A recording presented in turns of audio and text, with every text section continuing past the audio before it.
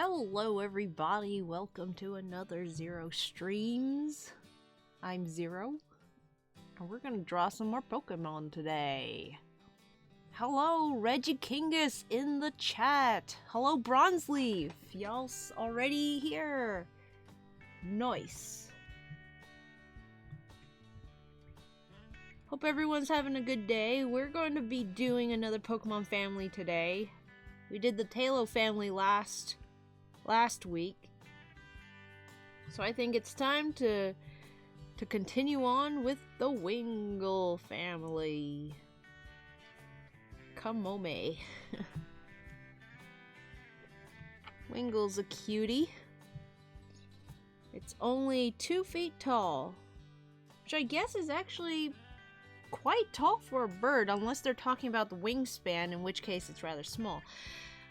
I always think of Wingull as a very, large wingspan birds. Let's read through the biology, I mean. Hello, Dan Genesis. Hi, Annie. It's Kuro Comics. How you doing tonight? Hello, Kuro. Hello, Kuro. From DeviantArt. Nice to meet ya. Or, I mean, we've known each other for quite a long time, but good to have you on the stream. Bronzeleaf says, more birds. Always. Yeah, I didn't want to take a break because last time we did a bird, it seemed like it was fair to do the other bird. Let's see. Wingull is a small white Pokemon similar to a seagull. Its head makes up a large portion of its body, as it appears to lack a neck. It has thin, simplistic eyes, 2 triangular tufts on top of its head, and an orange beak with a hooked black tip. 3 blue-tipped feathers give it a fan-like tail. Its small orange feet have 2 webbed toes. Wingull has long, flat wings with light blue stripes near the tips. By extending its wings, it is able to catch updrafts, and glide across the sky. It builds its nests on steep cliffs by the sea and habitually hides prey and valuables in various locations using its beak. Huh. It hides prey? So it doesn't only hunt, it keeps the carrion in its nest.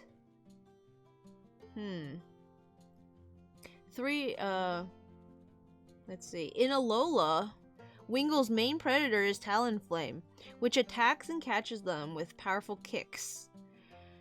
It circles above oceans looking for its favorite food, Wishy-Washy, to eat. Fishermen use this skill to locate areas teeming with fish Pokemon. It also loves to eat Finian, who jump up on the sea surface. I like that Wingull, when it's flapping its wings, has that classic M shape that you always see birds drawn as.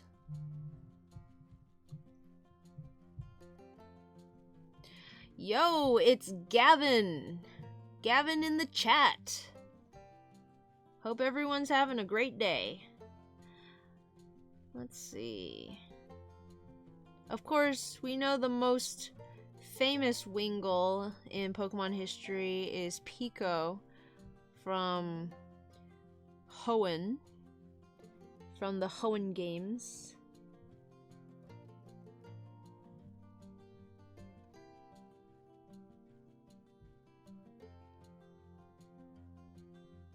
Wingull nests. Glider. Catching the winds with its long wings, it soars as if it's a glider. It folds its wings to rest. It makes its nest on steep sea cliffs, riding updrafts. It soars to great heights. Yep, so looks like that's all the Pokedex entries seem to just say the same things. Take a little picture. Let's take a look at what Wingull looks like from the back, just to see. Its feet are very cute.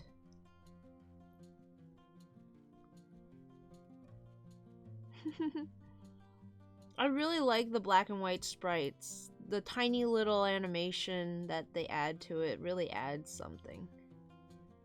Really adds something special. Okay. Pretty good. Alright, let's move on to Pelipper.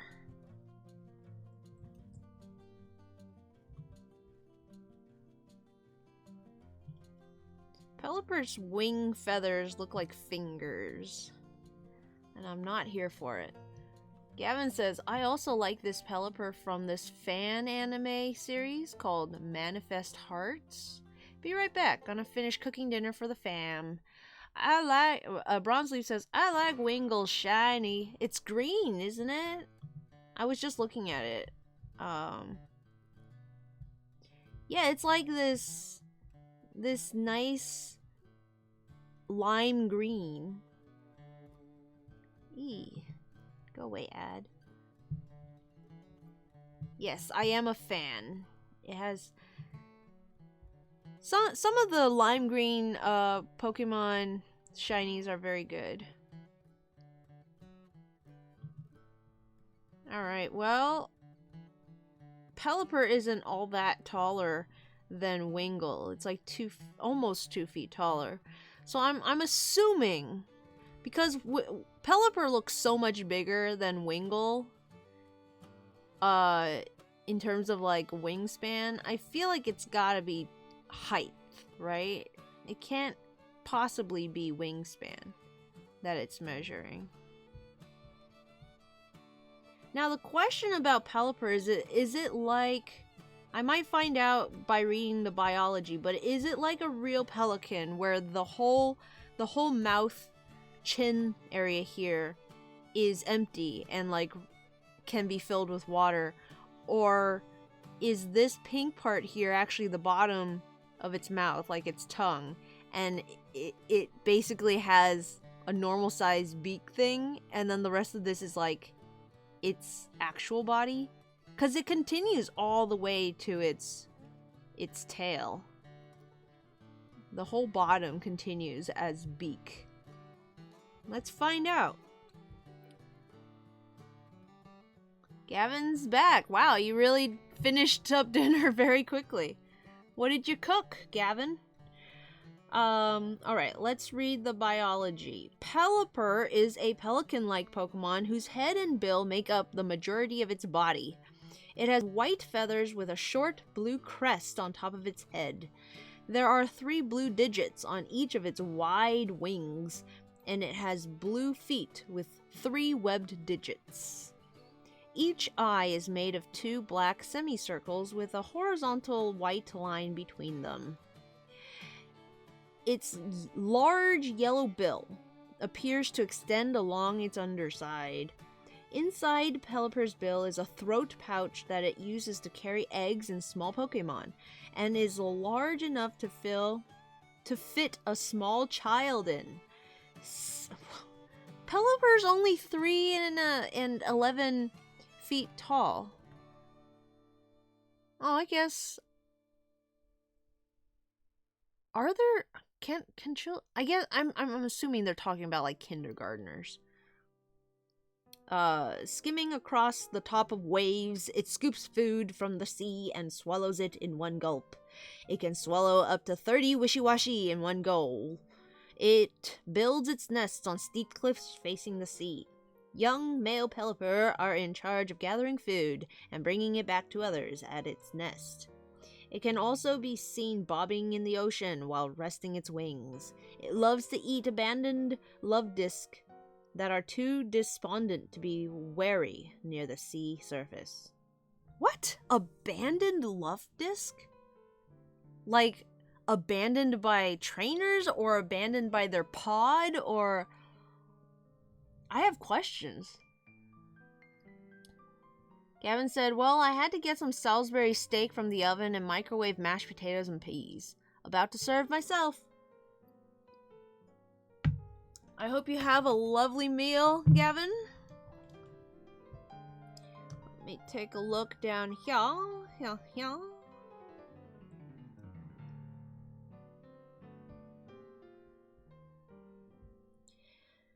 It is a messenger of the skies, carrying small Pokemon and eggs to safety in its bill. It dips its large bill in the sea, then scoops up numerous prey along with water.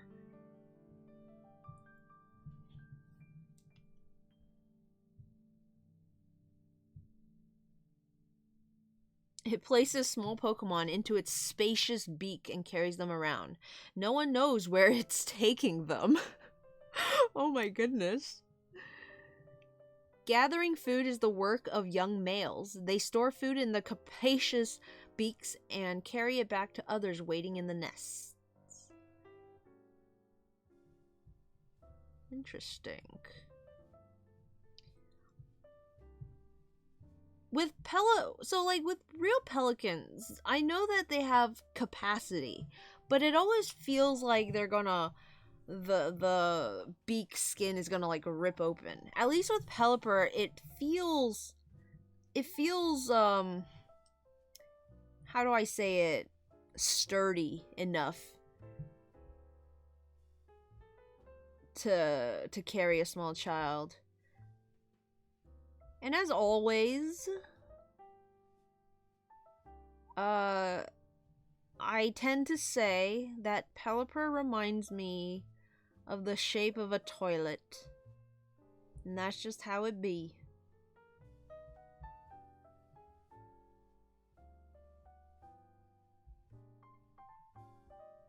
Alright, well, I think I have enough information to get started.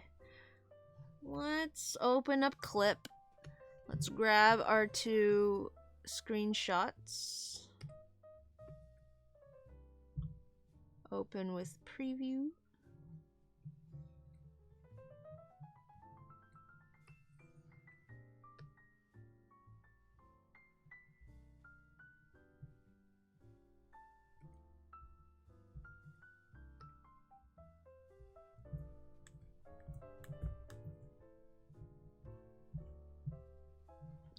Don't know how to get it to go to the next. I need to figure out how the navigation on this works, because see, like if I go to the next panel, I can use 2 fingers on my trackpad to scroll back to the top, but then if I try to scroll back down to the next one, it doesn't go.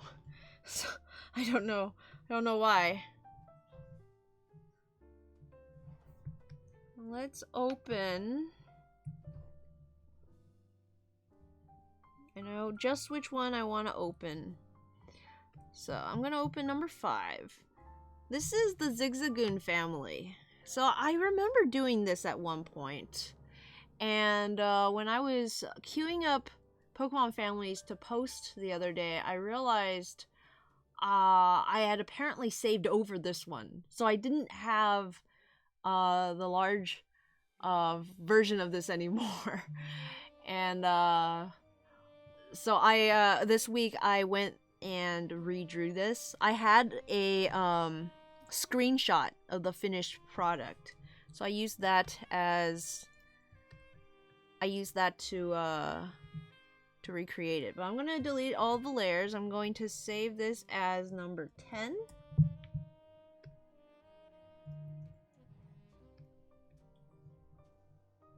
So let's open up number 10. And let's give this bird a little draw.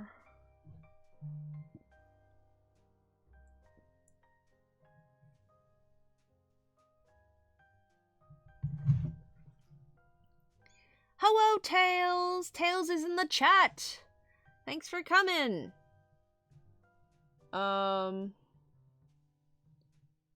Bronzeleaf said, "Oh well then, okay, Pelipper, keep your secrets." I know, right? Where did it come from? Where did it go? So, Pokemon that are not mammals but have mammal-like traits are always very cute to me. And Wingull kind of borders on that in that it has these like cat-like ears. But then also, because its eyes are right here, I can also almost see them as like what would you call them? Eyebrows? Like how Yoshi has eyes, and then it has these things that like bump up. I'm just imagining if they were like really pointy and a little further back.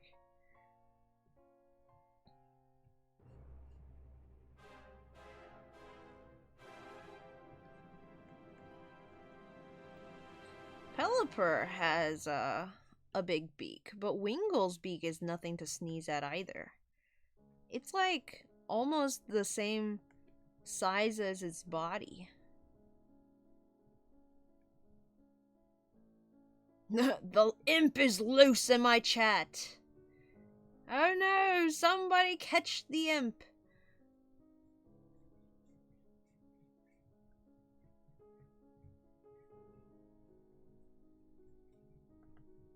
I am very tired from work today. It's been picking up, business has been picking up, which is always a good thing, but it also means I'm on my feet for the better part of you know, from about 12 to 7, just on my feet, running around. And then I come home and I decide it's a good thing to eat really spicy noodles for dinner. And they're still spicing up my belly. So my belly isn't very happy right now either. I can still feel the spice. Though I'm drinking tea to try to calm it down.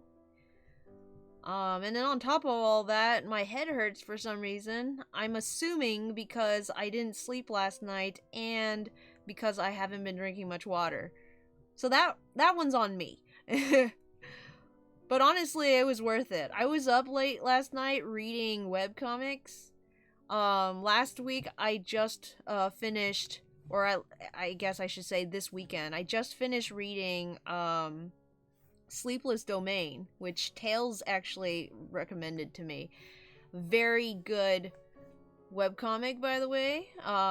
It's like, I've been telling people it's like Madoka Magica meets My Hero, but it's like really cute. So if anyone's into that kind of stuff, you should check it out. It's quite far along. And yesterday night, I decided, against my better judgment, to start reading Paranatural, which is also very good. And so yeah, all day I've been just kind of like, I want to read more! I want to read more!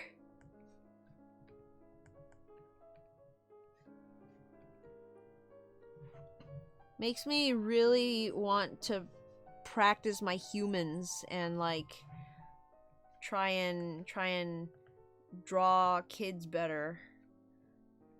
I've gotten to a point in my comic where it's not even, I'm not even drawing people, I'm just drawing the character. Like with certain Pokemon too, I'm not drawing the Pokemon, I'm drawing the character. So if I tried to draw Jet or Charon or a little more anatomically, I don't know if my brain could fathom it, because it's not that Jet is a kid that looks like that. It's just, I'm just drawing Jet. Like there's a process. There's a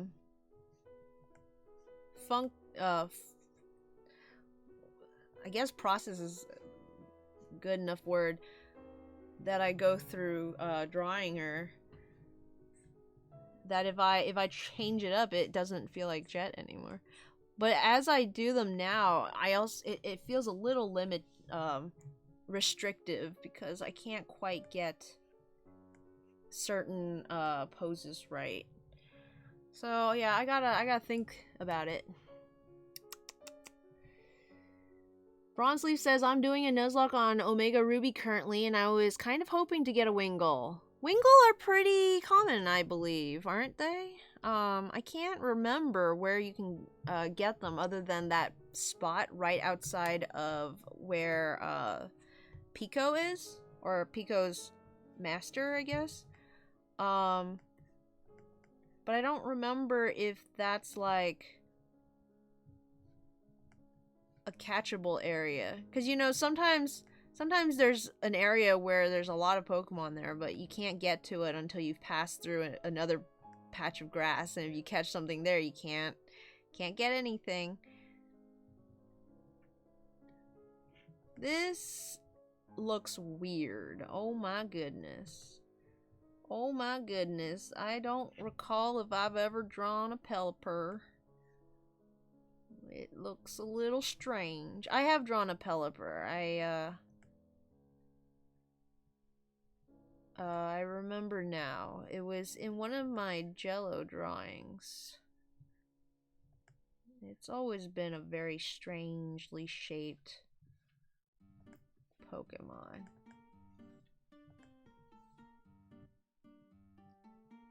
Tail says, sleepless.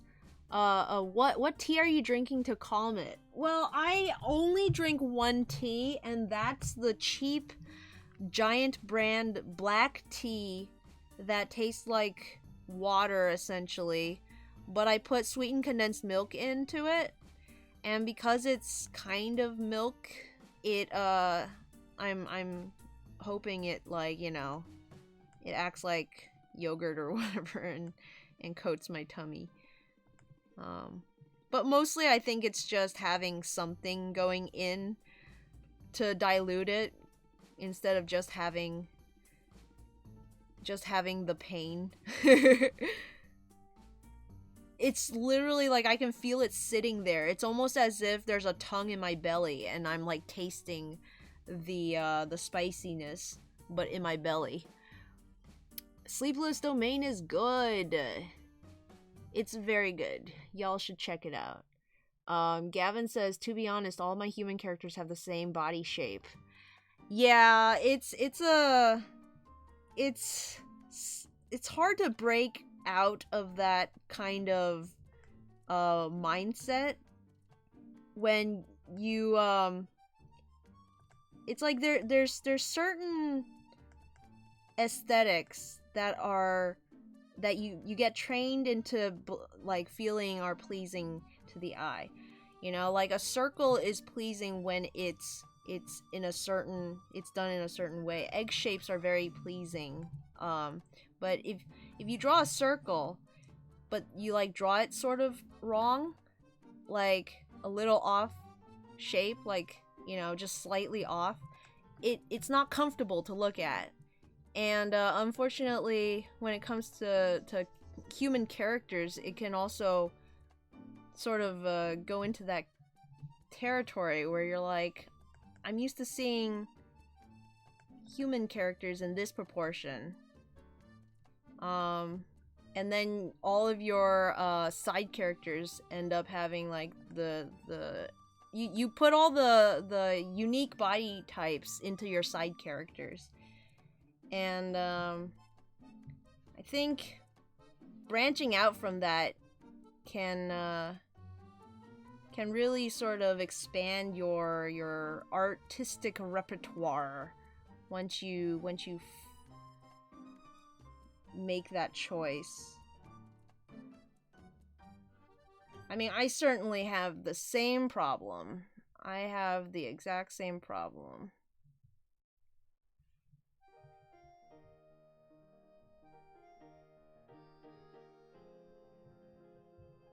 Okay, well, Pelipper is not easy to draw.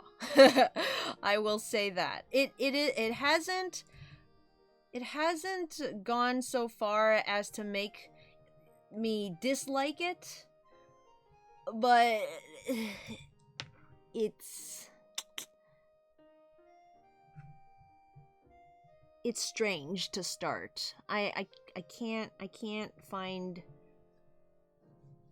figure out head and tail of it. You saw I just kind of started with this shape and just went for it instead of like a circle and like, you know, having a base to go off of. But let's let's try to think of some snappy game log music. Snappy game log music. Thanks for the follow.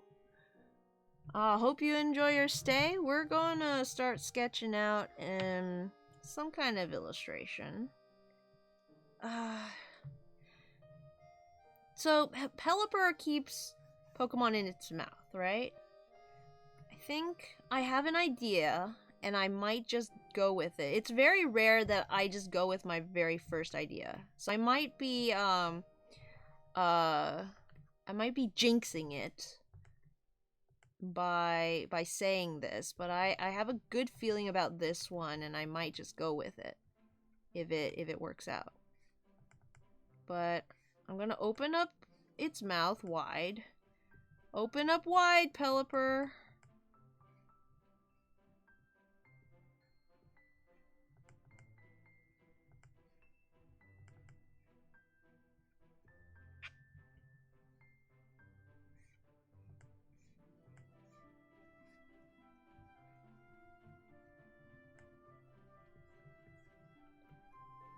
Let me try and keep the proportions right. Beak.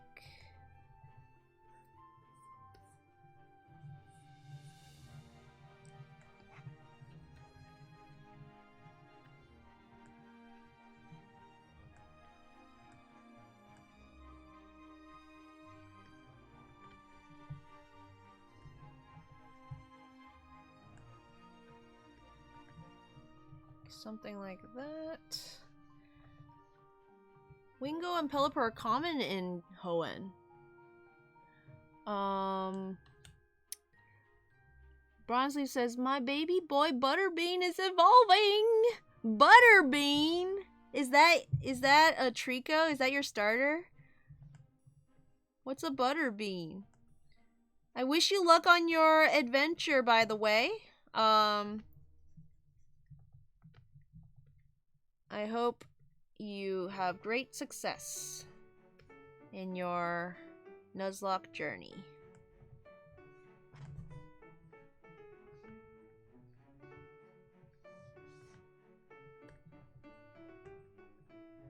No, Butterbean was my slack off. Now has a vigor off. I actually would usually keep my Vigoroth as a Vigoroth. I would not like evolve it into a Slaking. Slakoth into Vigoroth. So like my strategy in Pokemon usually is what I call Blitzcrank, where you basically just spam your most powerful super effective attack until the other guy dies as fast as possible. No additional tactics unless you need to like heal and are able to, or if you can like use items or stuff. So the fact that Slaking would do that Truant ability where it would just not attack did not mesh with my playstyle at all. So I hated that Pokemon. I'm like, why would anyone ever use this?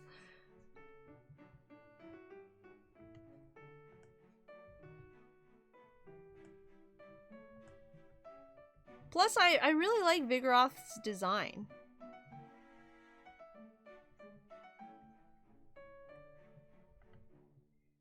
I like that white, red, with a pop of red, and the black claws.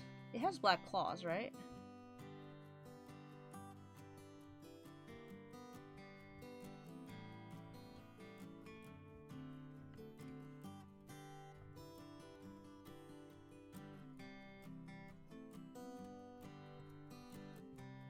That's water, by the way. I'm trying to show that it's water. I'm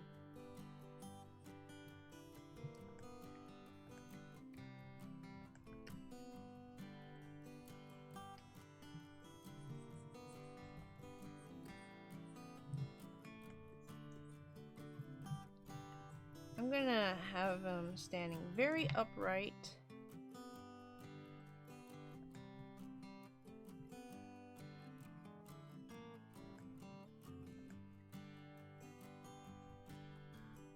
Yeah, I assume Wingull are very...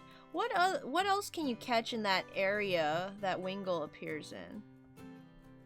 I guess you could technically catch, maybe I would assume Zigzagoon, or Wurmple.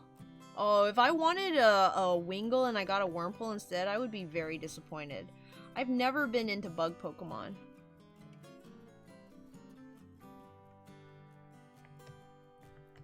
I'm gonna change the feet. I don't like how the feet are going. Wouldn't the condensed milk make it worse? I don't know. I don't know how food works.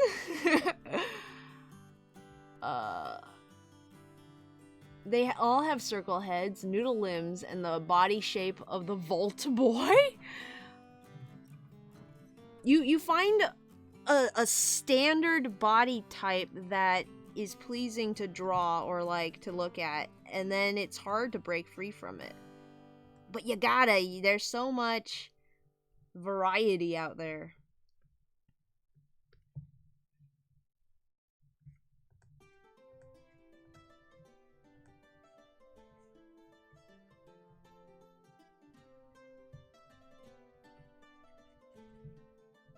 Makes it more fun.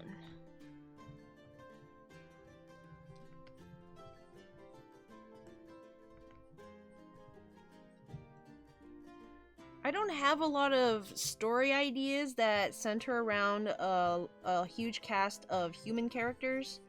Jet Black Nuzlocke probably has the largest cast of human characters, and that's mostly because the story itself, like from the game, has the human characters.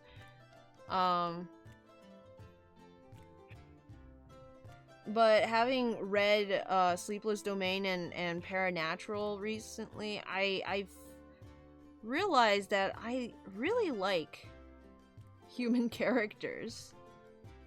All of my favorite character tropes just kind of belong to humans. As much as I like the anthropomorphic animals, there's something special about seeing it done with actual people. Let's see. Gavin says, yeah, Traunt. Is it Truant or Traunt or I don't know what word that is. It's literally one of the worst abilities out there. Yeah, I think the only thing worse than it is Slow Start that Regigigas has.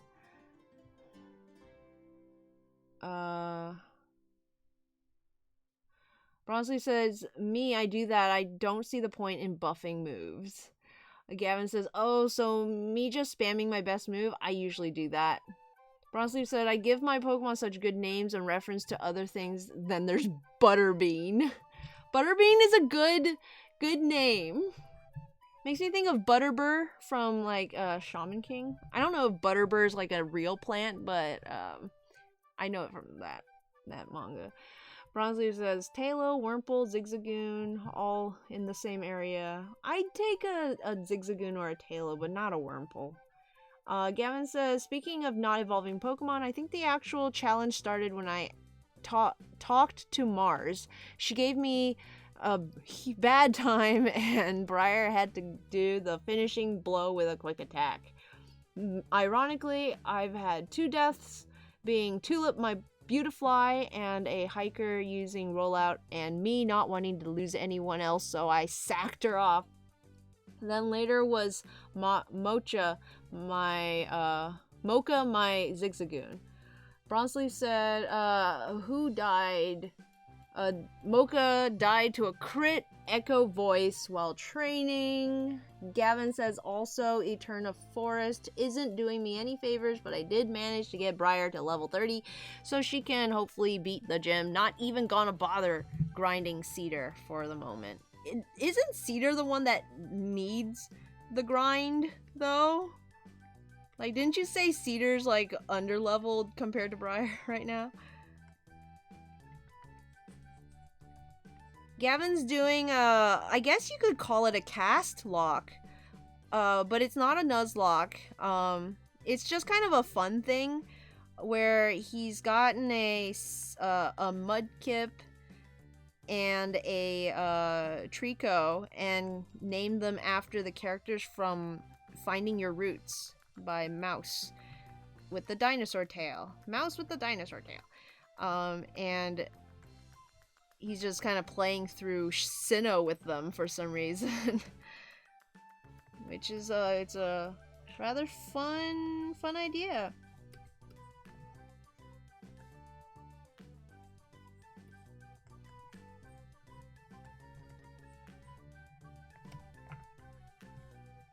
I don't tend to replay Pokemon games.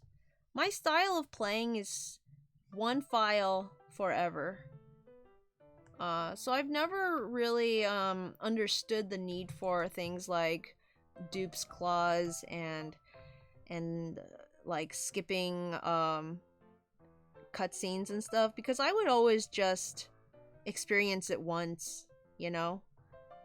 And it wouldn't, like, having a Dupe's Claws obviously would be like, oh shucks, I can't get a new Pokemon in this area, but it's not the same as like playing it for the 5th time and getting like a team full of Zigzagoons, which could be, I can imagine, could be like really annoying. For me, it's just like, well, that's just how it go.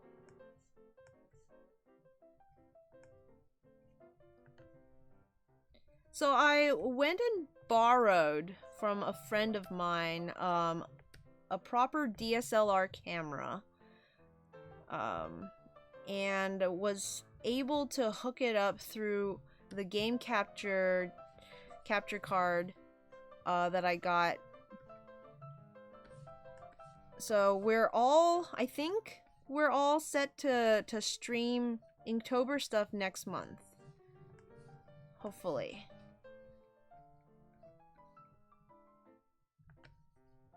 The only other thing I haven't tested is how to get the camera actually suspended above me. I went and bought I'm gonna call it a fake tripod arm. It's basically one of those arms that you attach to the top of your camera. So you have that little shoe mount on the top of your camera usually, and that's like, I think they called that a cold mount. And then I bought a hot mount shoe mount that has a really tight arm. So like it's flex. You can adjust it in terms of the bend, but once you tighten it, it's like you can put a washing machine on that, and it will not bend. So I got one of those, and it's a tiny thing. It's barely a foot when fully extended, but I think attach that to my bed, which is like right in front of me, and have it go over my head that way. I'm hoping it works. It arrived this weekend, but I haven't really hooked up the camera and really tested it, but I'm hoping it works. And I'm really glad I was able to borrow the camera from my friend. I didn't really want to buy a $600 camera to just use for 1 month. I do not like Pelipper's wings. I'm gonna say that right now. I really do not like Pelipper's wings. I'm gonna try something else.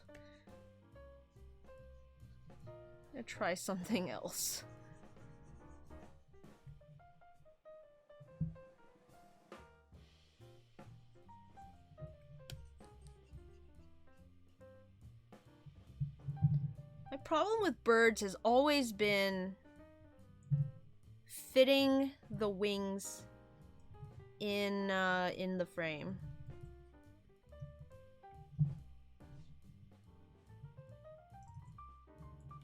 Might have to shrink him down to get it all in.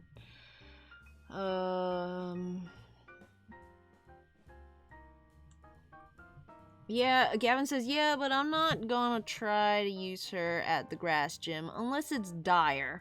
But I will use her against Team Galactic after the gym.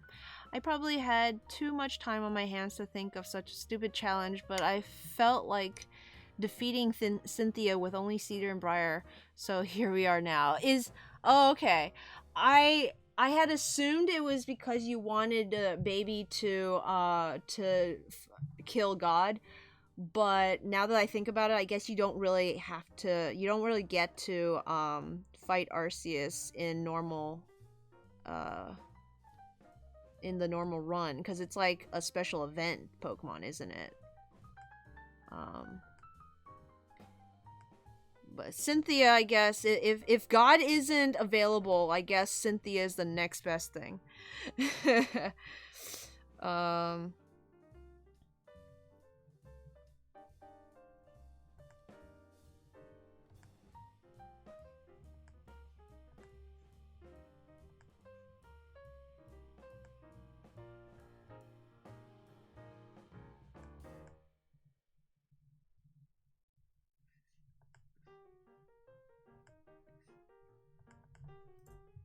Don't know. Let's see if I can make him salute.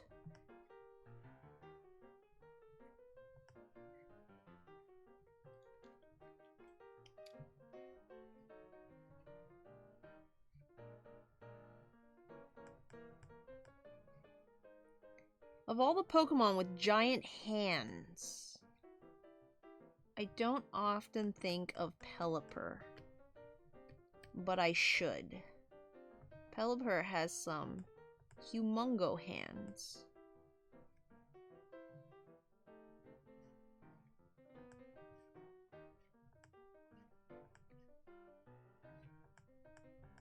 Oh gosh, I don't want to block that part of his body. It's such a specific part of his body. This part right here, where it curves this way and then this way.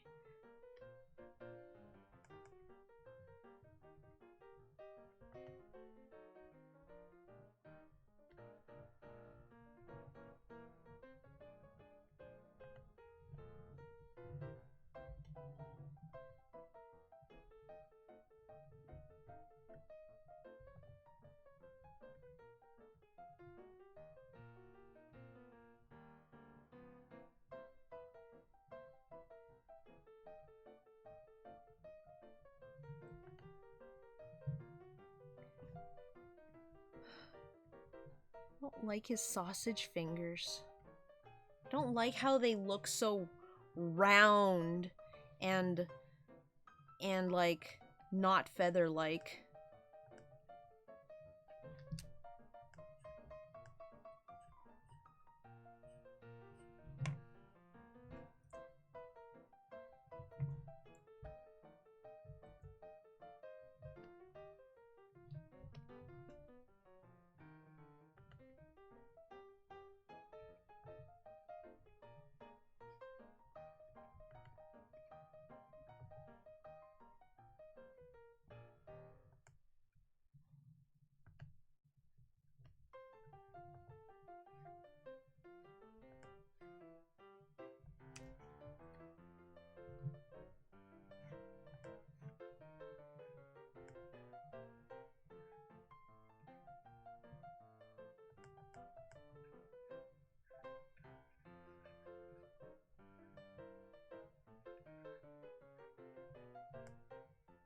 They make me think of Alolamola's fins.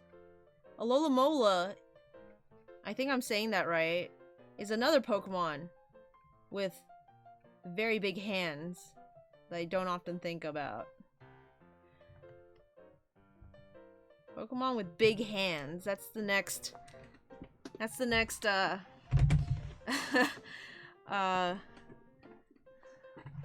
what would you call that? Themed grouping. I've done one with a bunch of cats. I've done one with a bunch of dogs. It's time to bust out the hands.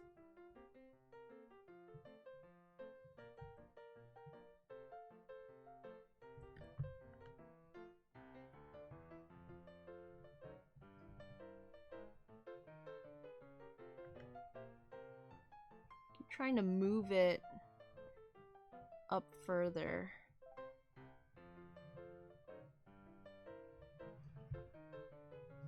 Cause they don't, it doesn't, let me try flipping. I think this part needs to be wider.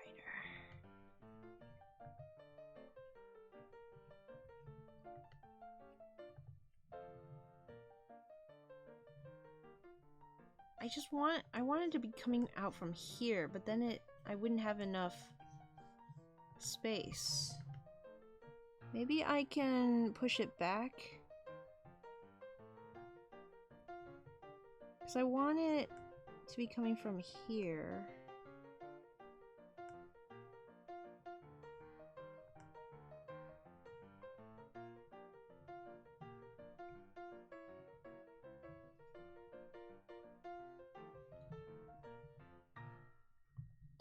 My problem now is I have all this empty space on the side, but I'm planning to put Wingull in his mouth. Like that. Which means, what goes here?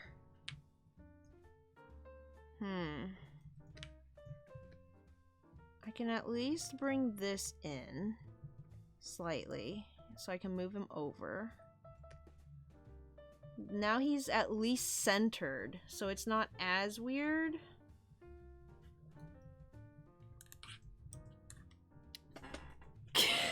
I look up and Gavin's just like, kill me. Its expression is scaring me. I'm sorry, Tails.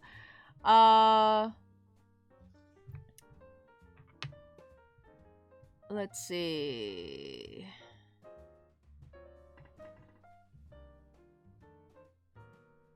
Gavin said I could do that on Showdown, though. Gavin said, can't wait until the sequel on Heart Green Soul Silver, where I have to defeat Red with them. Sequel where you have to defeat Red. Yeah. First Cynthia, then Red. Its expression is scaring me. I feel like I overleveled my team all the time. Well, I mean, in a sense, if you train to overlevel, it's still a bit of a risk because you could die while training. I guess it's like, basically, if you overlevel, why bother doing the challenge? You're just making sure that you're not gonna die, but Pokemon dying is kind of part of the narrative. Of course, if you're doing it for fun, you're not gonna be telling a story with it. There's nothing wrong with playing in any way you want. You can put all the rules on, and you know, over leveling is fine. It's all fun and games. It's all fun and games until someone gets hurt. No, I'm just kidding.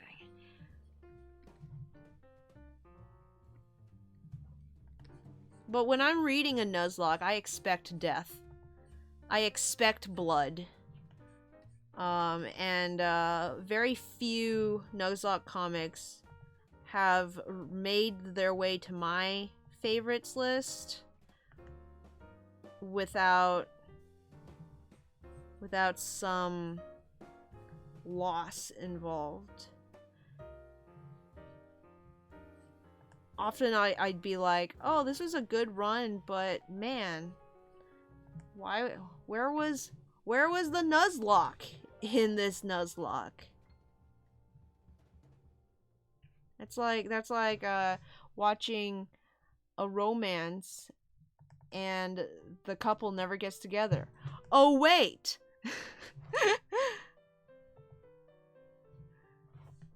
That's a thing that happens. And it's frustrating. Okay, let's see.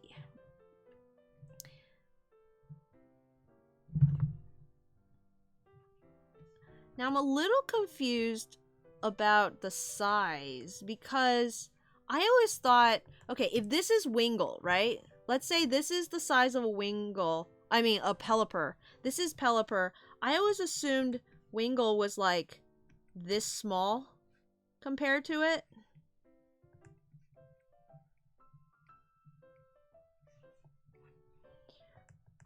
You know, like pelican to seagull size. But no, Wingull is, if Pelipper is 3'11", so that's what, that almost like what?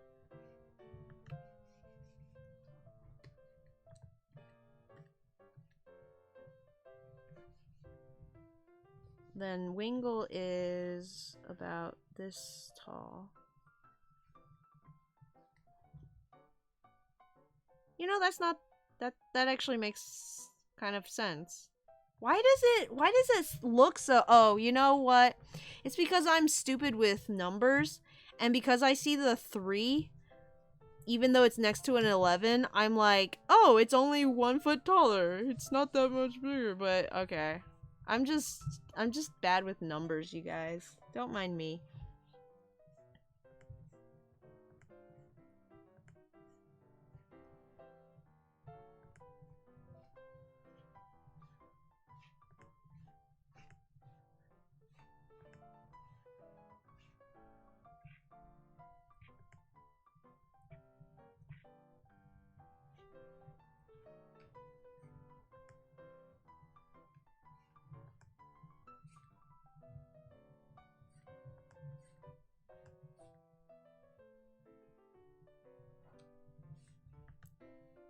Shen from Blue Chair just posted this comic where he's like, I've injected my brain with chemicals to make to enhance my brain. And someone's like, so you're smarter now? He's like, I'm stupid faster. And that's just me. And he did a follow-up where it's like, I'm doing 1,000 calculations in my head at any in like a second, and they're all wrong. That's basically just me.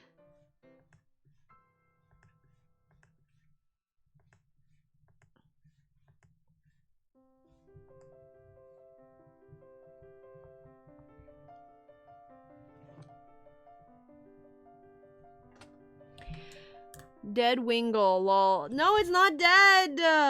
Oh man, I don't want it to look dead.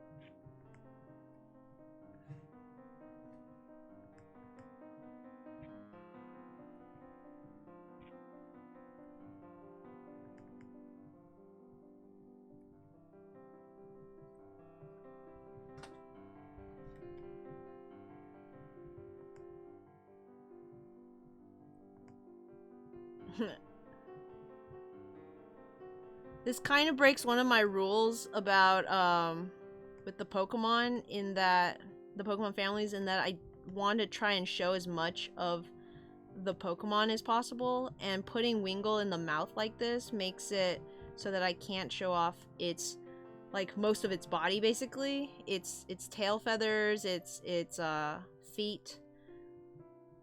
I'm gonna try and remedy that a little by maybe sticking its tail feathers out in the back a little, just a tiny bit. But yeah, unfortunately its feet aren't gonna make it in.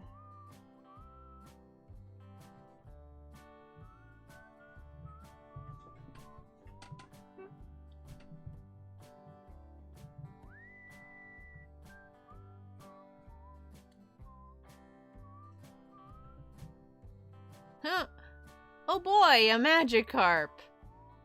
Jolly. Let's see.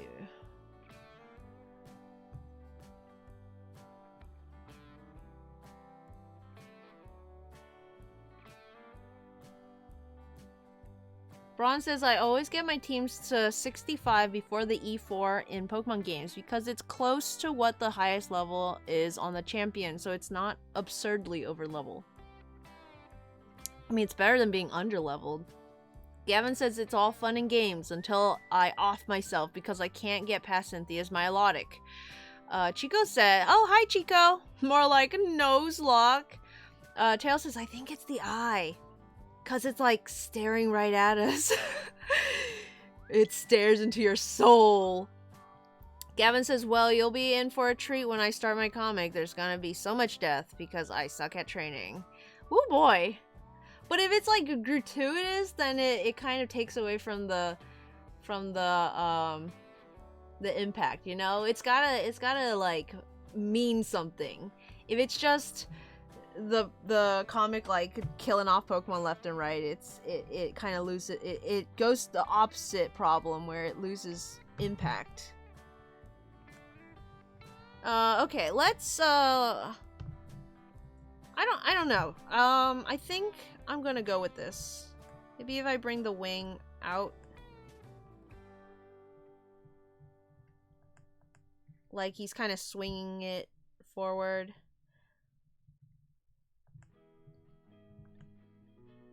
It wouldn't naturally fall that way, but he's not, you know, he can do what he wants.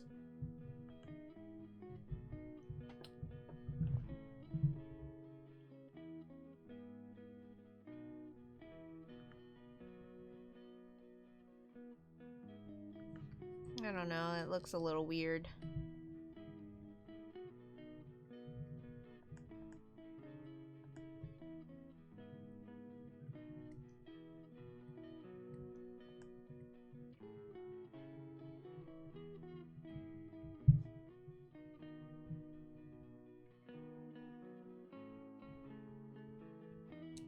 It's a little bit squashed. There's a lot of empty space on this side and this side, but I kind of like it. Okay, let's go ahead and ink these Pokés. Ink these Pokés. We're making some good time tonight.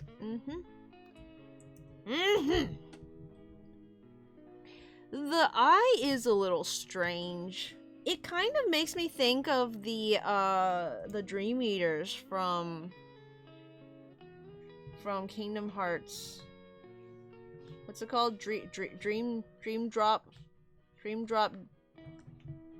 Distance?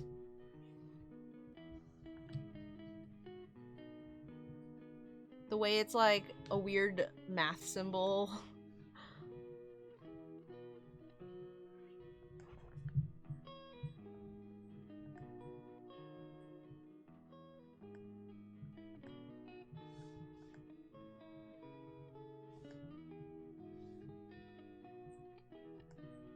I don't think I've ever used a Wingull on my team.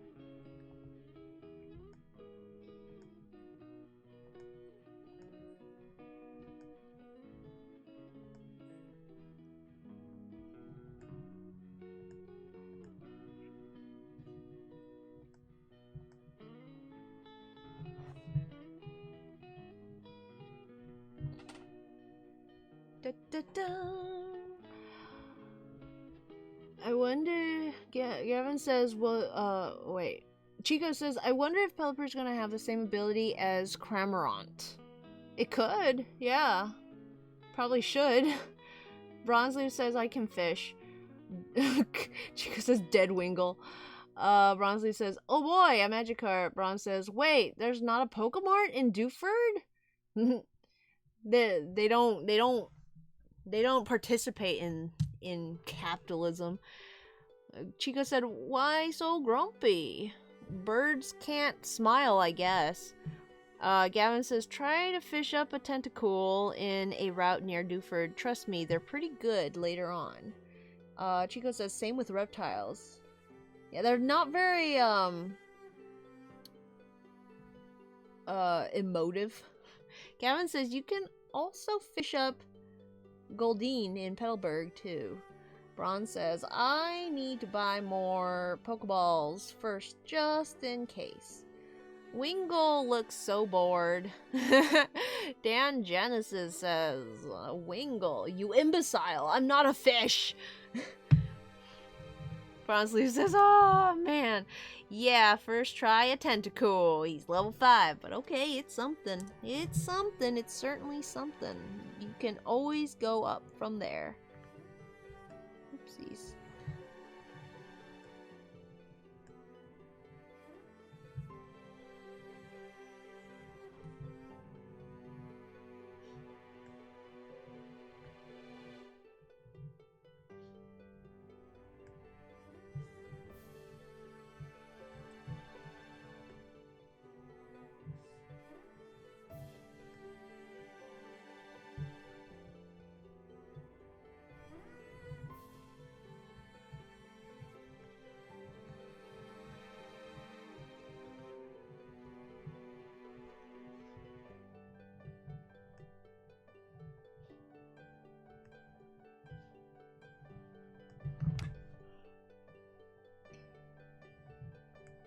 Quack.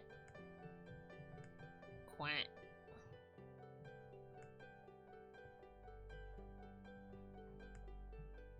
So I went to Small Press Expo over the weekend.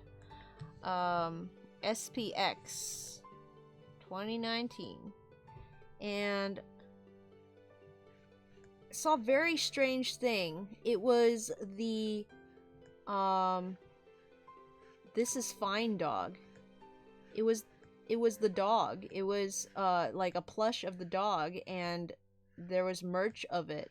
And for some reason, I just didn't, I guess it just slipped my mind that, you know, I never considered there was a human being out in the world that had drawn that dog. Like, that dog did not spontaneously generate into existence, fully formed as an idea just in our collective subconscious, that someone had to have authored it into being.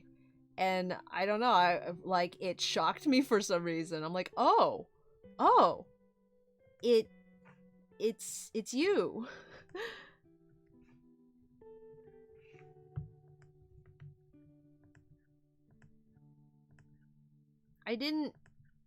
I forgot to ask if the plush was for sale. When I passed it the first time, it was really busy. And there was only one of them on display, and there was no price tag, so I assumed it was like part of the display. But later on, I kind of wanted to ask, and I kind of forgot.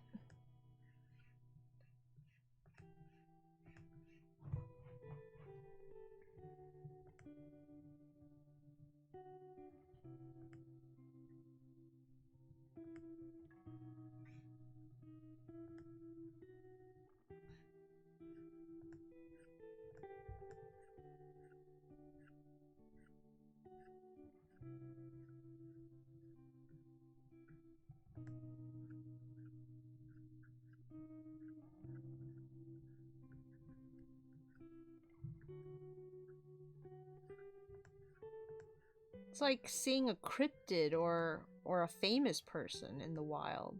It's just so strange. Seeing memes in the wild like that. Thinking that someone created it. My universe expanded this weekend.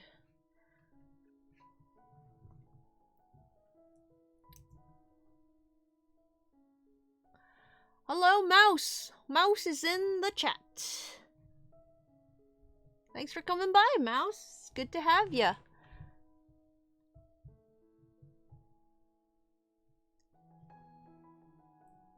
Magikarp was level 10. OMG, the sketch. Chico said, dude, you just gave me a PMD lore idea for this. Gavin says, didn't somebody make an edit that mean with Mouse? That was me. Gavin said, I remember seeing it on Tails' Discord server. What should I name my Tentacool? Tentacool, huh? Is it a girl or a boy? I kind of wish Pokemon would display, like, the Pokemon's nature and characteristic to you when you name it. Like, let you see that stuff. I don't know. I like to check those kind of things. I don't know how EV training or, you know, all that stuff works. I look at nature and characteristic in terms of personality. I like to see what kind of character I've caught rather than, oh, you're a jolly, you must be good at this, or you must have high blah blah blah.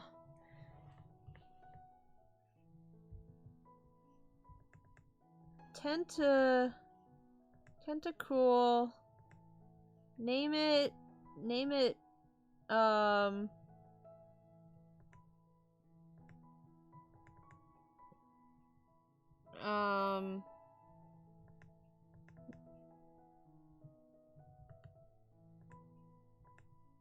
name it Levi. Or Levy, like Leviathan, but shortened.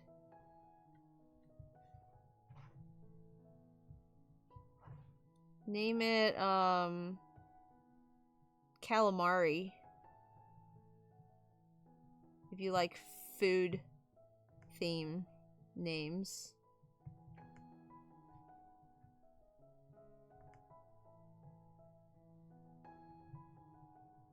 Name it Trash Boat. Do not change your name to Trash Boat. Legally change your name to Trash Boat. Name it Freudian Complex. Oh boy.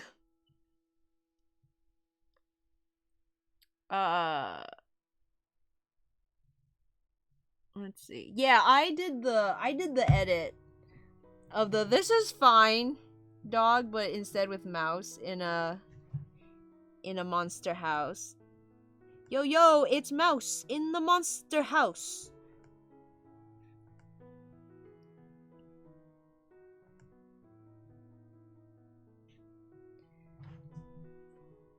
When everything's going south in the monster house.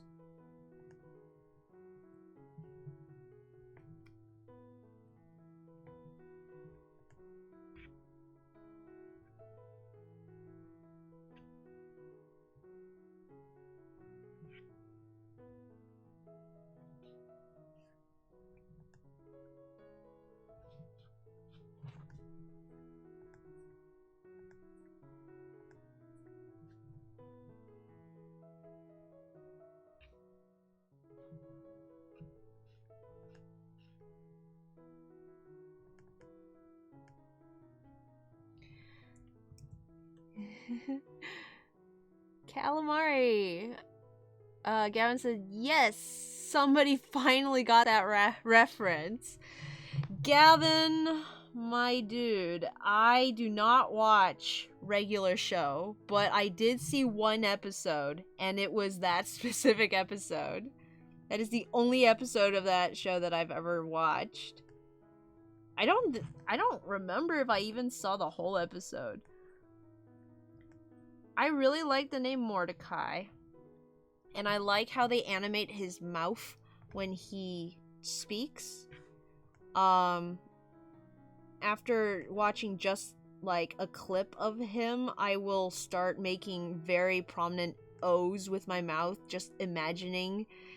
I just really like the I don't know what it is about it. It's like the way his mouth just like kind of goes all to the tip when he makes O's. It's very funny to me. It's very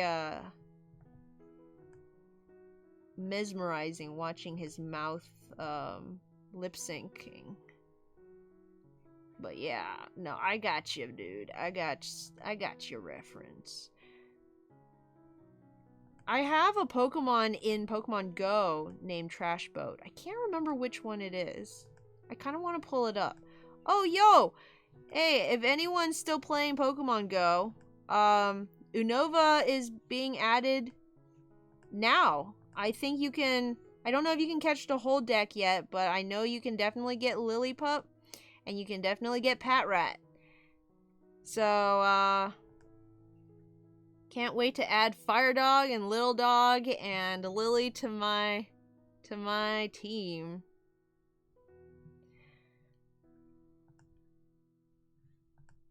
I had a friend today, my friend who like came in today to work and was like, "Hey, have you checked Pokemon Go? Cause something special's happened." And she showed me her Patrat that she caught. She had named it Little Dog.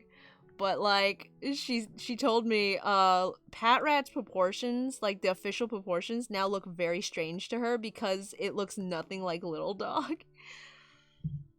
And I'm just thinking like, oh boy, just wait till you get to Watchog, because I have changed. Like, Fire Dog doesn't look anything like a Watchog. And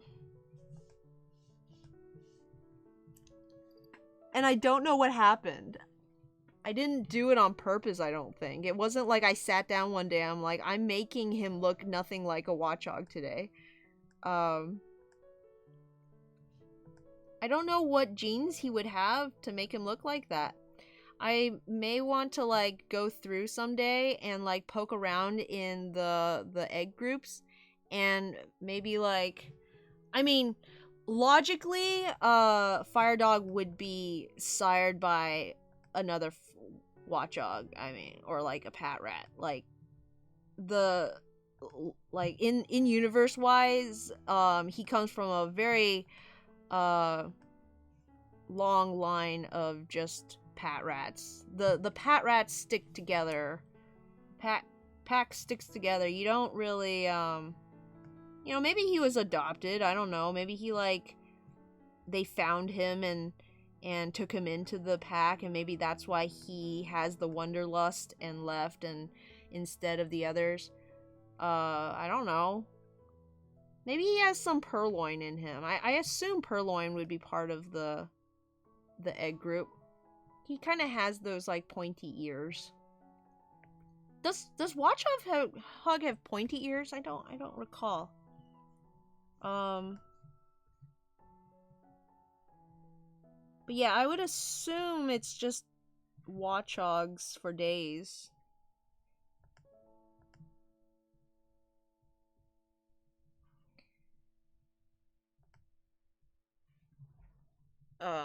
In their lineage.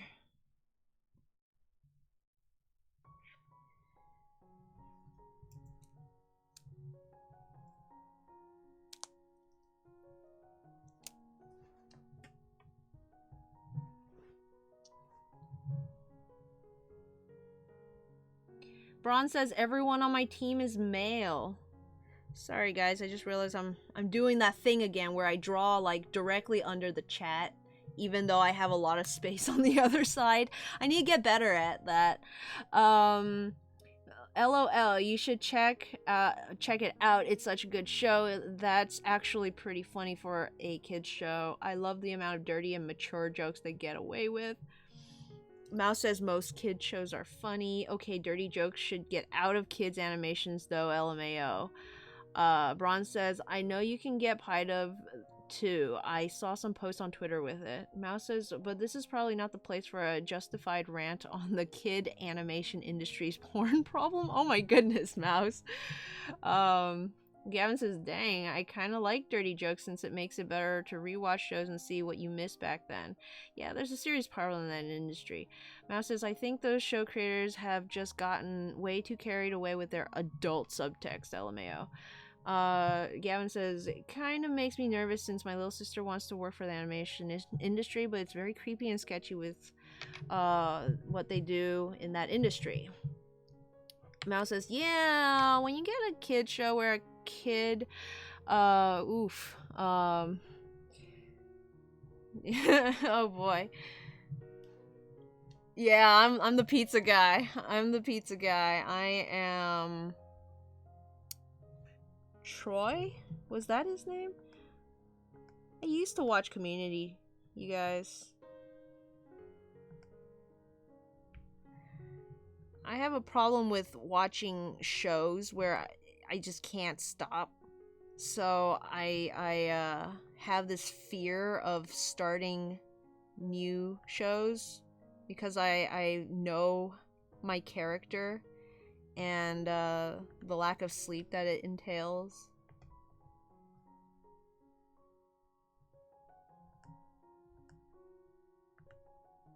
But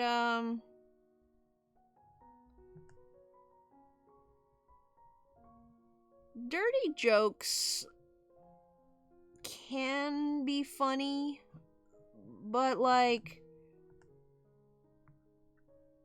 I don't agree with the whole you know, on Adult Swim you have like adult cartoons, but when they say adult they just mean like it's just a bunch of dirty jokes and stuff, and it's like I prefer when you say adult cartoon, you mean something like maybe BoJack Horseman, where it's actually mature. You know, when you say it's mature, make it actually mature. It almost feels like adult cartoons are even more immature than kids shows, because it's just all like gross out humor or like dumb you know, references and whatever. Like I don't mind one or two you know, innuendos that no kid would ever get, but will make the adults snicker. But they gotta be clever, you know? It's not enough to just be like gross or like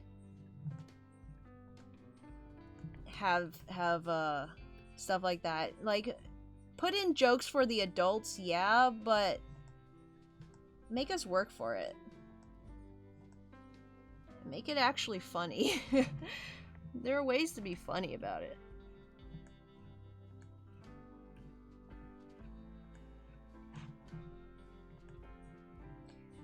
You know, like mature jokes like when they,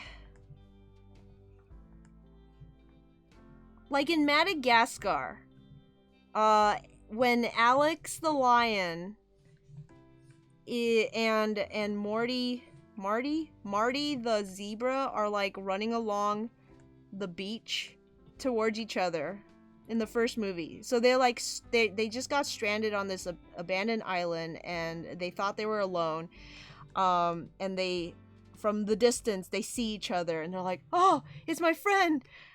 So they start running towards each other and it's like this slow motion. And then like Chariots of Fire is playing in the background and it's like and they're running in slow motion towards each other and they're calling each other and they're like, Morty! And it's like, Alex! And they get really close and then Alex's joy and like happiness suddenly turns, still in slow motion, turns to an angry face, and clearly he is not happy to see his friend, and the zebra just kind of turns around in slow motion and says, "Oh, sugar honey iced tea." And it's hilarious. And if you're a kid, it's like, ha ha, that's nonsense. But if you're an adult and you spell out the first letter of each word, you realize, oh, he said a profanity. Like, dirty jokes like that is kind of funny to me.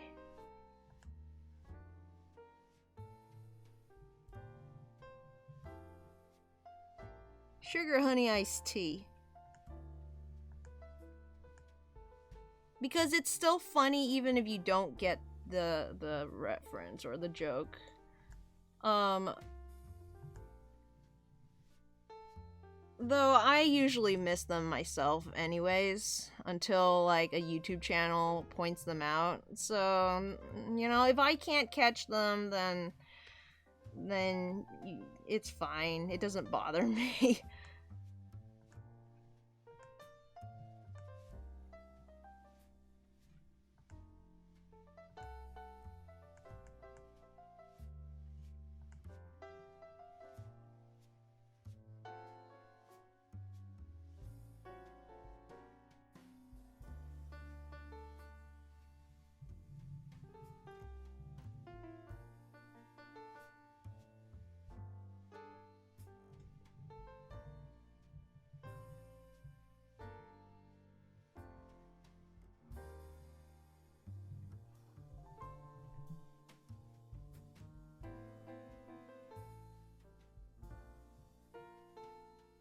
Heard a joke about a colonoscopy. Rick and Morty fan base. I couldn't watch Rick and Morty. I sat through like maybe 5 seconds of the pilot or whatever it was, and I just couldn't. Gavin's like, I love Adult Swim. Bronzeleaf said, I haven't seen Adult Swim in so long, but I do remember watching Robot Chicken. Robot Chicken, I assume you're saying. Gavin says, yeah, there's too many Family Guy and South Park clones. Chico says, Adult Swim's really good. Gavin says, although Aqua Team Hunger Force was very good. I mean, it had good stuff on it, but, you know, there was also a lot of not good stuff. I mean, it had, like, anime on it. That was the only place you could watch anime after Toonami moved there. Although Aqua Team Aroma Chicken 2, another male team member, woohoo.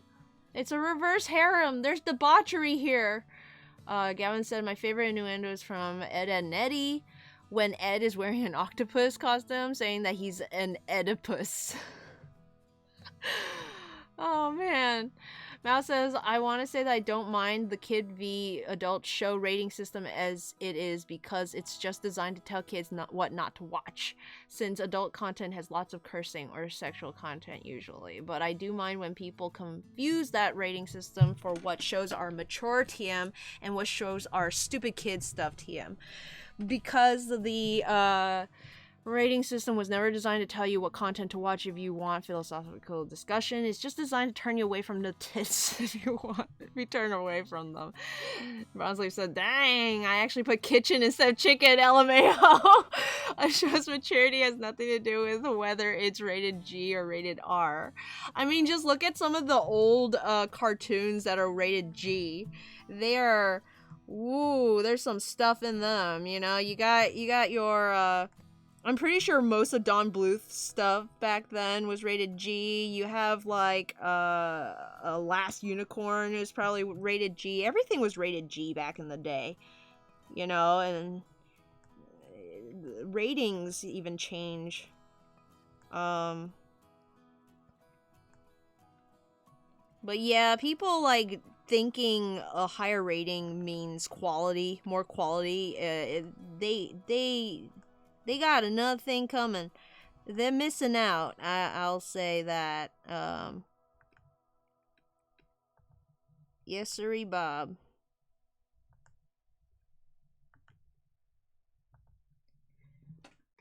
Okay.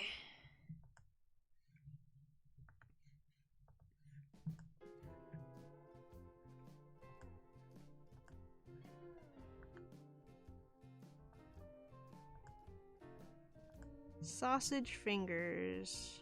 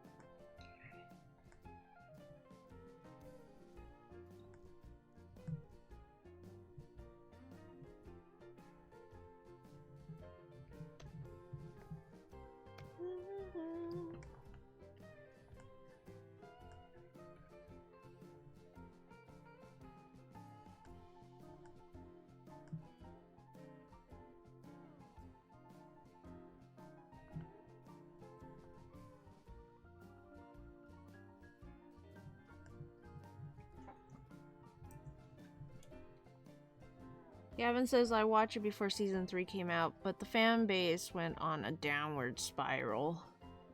Bronzeleaf says, I'm pretty sure there was a Mickey Mouse cartoon featuring Donald Duck during the war and he drank poison or he hung himself. I don't remember, but it was something like that. Yeah, Disney went through a phase where they had to produce war, like essentially war propaganda, I guess. You could call it. But it was like they didn't use Mickey in those shorts because they wanted to preserve a sort of wholesomeness to Mickey, but they used Donald because Donald didn't have that same thing going on. He could be a little more I don't know what the word is.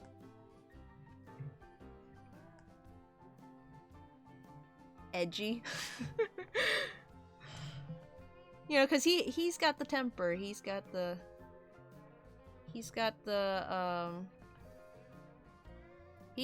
sweetest disposition.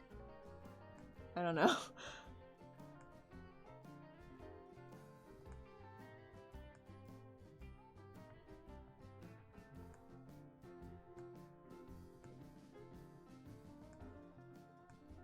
But hey, it's animation's a business. You gotta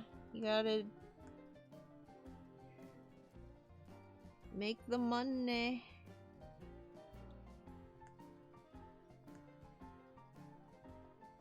I haven't really watched any of them. I think I've only seen the one where Donald has like a nightmare where he's like in the Nazi regime or something and he's like making bombs for Hitler.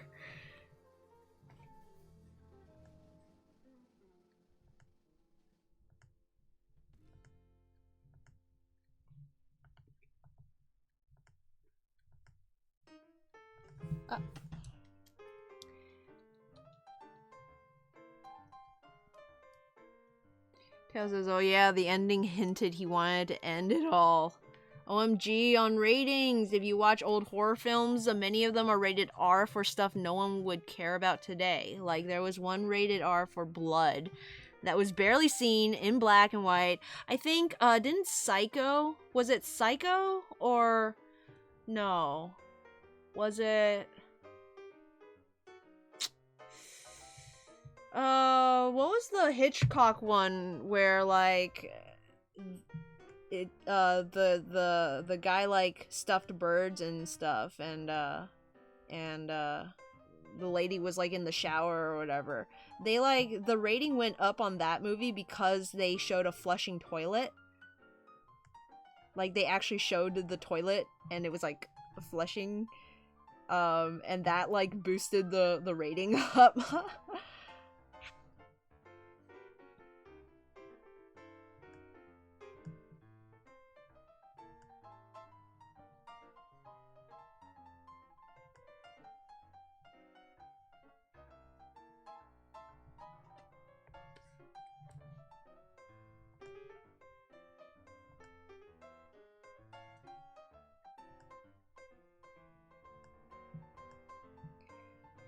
Yeah, it's funny when I was a kid.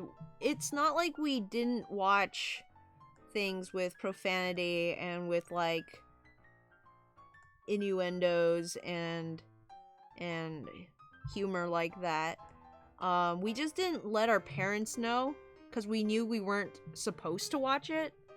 So it was almost like if the parents thought they were protecting us from seeing stuff, it kind of just flipped around, and it was more like the kids were protecting the parents from seeing stuff or like hearing stuff. Like when it should be that when the parents hear like a bad word, they should be like, you know, sweating and turning down the volume and looking around for the kids, but it was the opposite. Us kids were like, oh, did they hear that? Oh, that was a bad word. Better turn the volume down. Because we didn't want to get in trouble, but like, just seems a little backwards to me.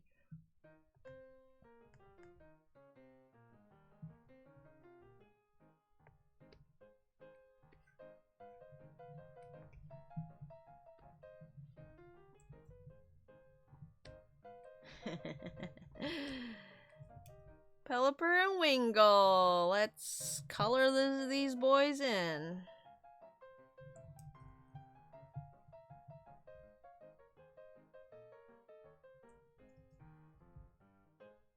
Whoops! Bronze is like, dang, while my parents stopped caring when I was like 12 to 13 and a sex scene on a movie started playing. Oh my goodness. I don't know if I could watch a sex scene in a movie like in public. Even if like everyone was my age and like nobody had a problem with it, I feel like I would just die of embarrassment or something. Like this is embarrassing to me as a human.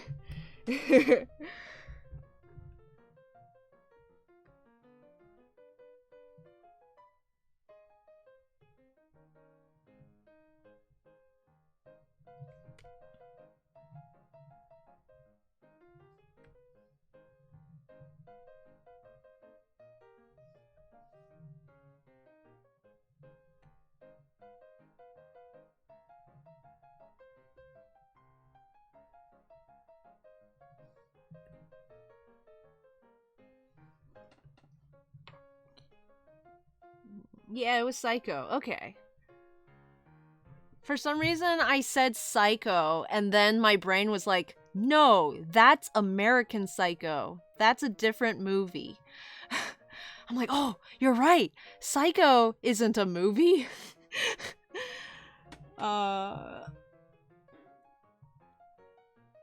Who knew toilets were the thing people loved the most? Honestly, I'm surprised they didn't use OG Goofy for those shorts since he started out as the everyman. Well, I think because he started out as the everyman, he may not have been popular enough. I don't know. Like, Donald was very popular as a character. Bronze is like, I still covered my eyes because it made me uncomfortable. Yeah, man, it's like, why would you let that play? Gavin said, yeah, my parents don't seem to care about covering anything from me for a while. Mouse says, sex scenes in movies make me feel like a third wheel. Gavin says, I've been on the internet too much anyway, so nothing can faze me anymore. I've seen the worst of humans. I mean, very few things faze me if I'm watching something on my own. But watching things with other people, I still get, like, you know, like, there's still things that kind of embarrass me to watch. I don't know when my parents stopped caring, but I remember when I got I got my dad Tropic Thunder for a I don't know, birthday maybe. I don't remember what it was, but I got him that movie cuz I remembered finding it hilarious when I watched it at a friend's house some time passed, and I'm like, oh, I remember there were some bad words in it, but it's okay. They're adults, they can handle it. um they just started watching it like on TV in the living room while my brother, who was like maybe not even in middle school, I don't know, I maybe he was in middle school, was just like in the other, like uh right in the next room, and there's like no door or wall in between. uh they were just straight up watching Tropic Thunder, while my brother's right there. I mean, he was playing computer games, he probably didn't pay attention or even care or hear or anything, but I was shocked.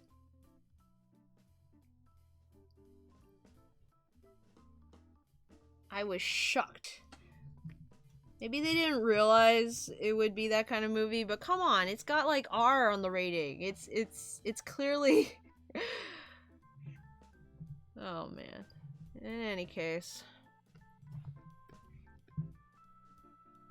I don't know, maybe white would be better. Maybe gray. Maybe make it gray.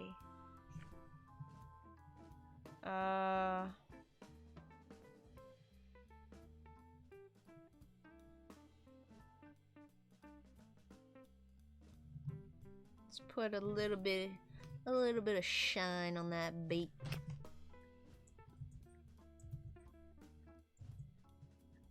Right down there.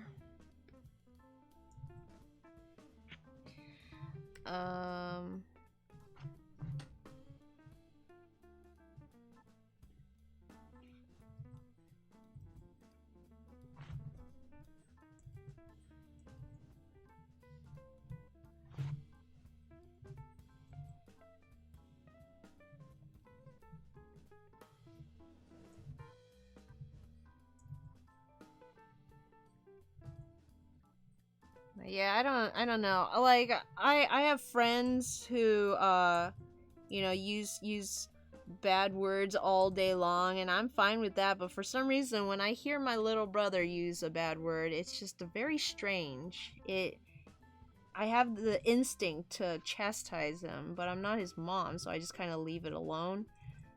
But sometimes I'm down in my room and I can hear him upstairs, like playing his Overwatch or whatever, and he like spouts a bad word. He's like first year in high school now, so of course he's gonna be like, saying those words. But as someone who never had to, like, I've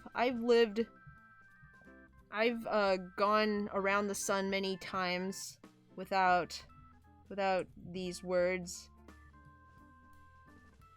It's just so strange to hear your little brother saying them. It's like, what? You're a baby.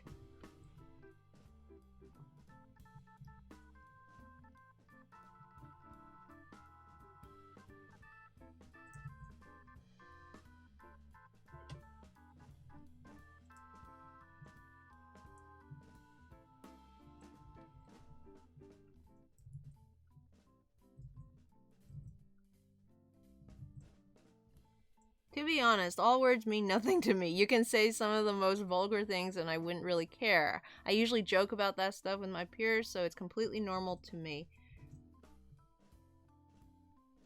Well, like I said, like I watch things with bad words, and I have friends who say bad words, and it's like, I'm fine with it usually.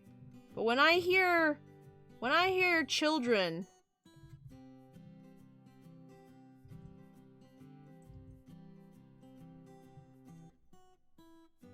it's just very odd. They don't know how to react.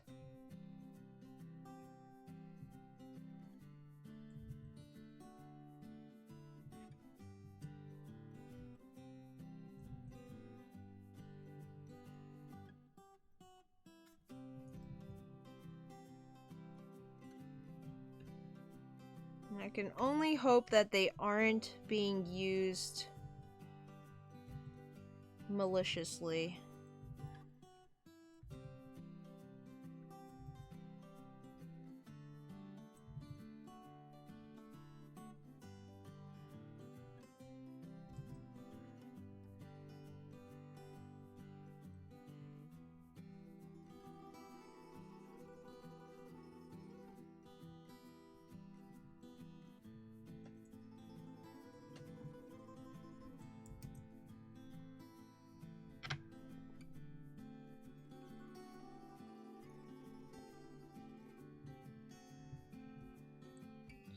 Let's see.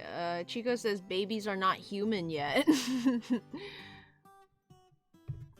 American Psycho is the one about the business guy.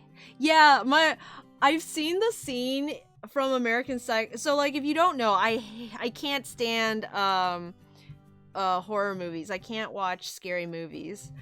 But I have seen the scene in American Psycho where where they're like looking at each other's business cards and he just gets like so upset about the typeface and the it's so funny. That scene is amazing. But I don't dare watch the rest of it cuz I'm a coward.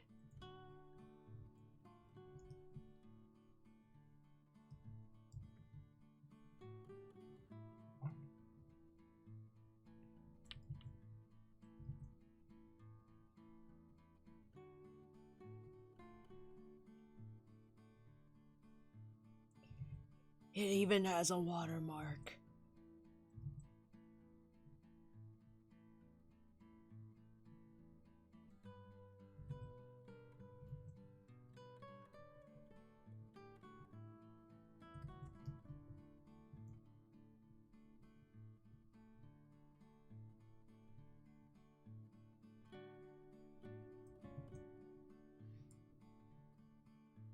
But yeah, no, even Disney isn't any stranger to like, you know, innuendos, and even Pixar I think sneaks some in sometimes.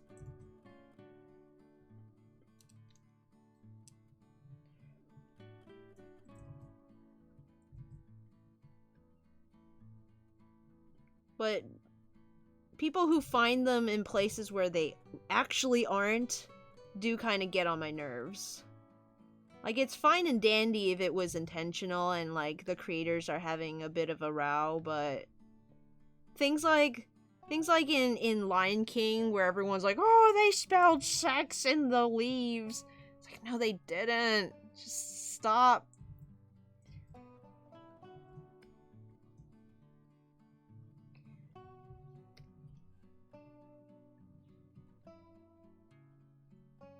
It's like, one, it's not even that funny, and two, they didn't.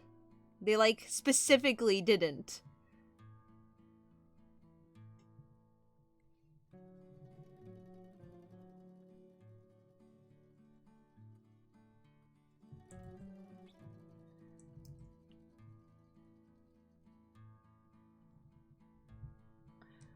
Tropic Thunder in the living room TV. Yeah.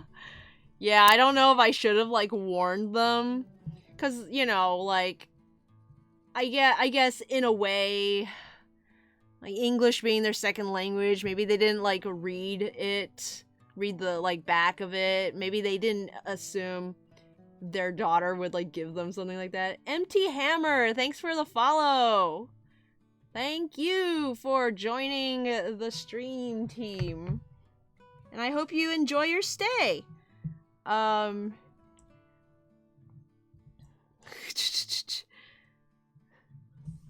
Only just walked back in, but preach? Wait, about what? I can't remember. Oh, about like trying to force innuendos where there aren't. Yeah, it's like if they're specifically there, okay, fine, like that's fun and all, but if they aren't, just fake news, fake news. But yeah, it's funny too because on I follow Aaron Blaze on YouTube. He's one of the animators who worked on Lion King. I think he did all the character animation for young Nala. And on his streams, he does live streams on YouTube, and on his streams sometimes people will ask like silly stuff like that, like, oh, did they really spell sex in the leaves when Simba lies down? He's like, no. And like they'll be like, oh, did you guys steal the idea from Kimba the White Lion? And he's like, no.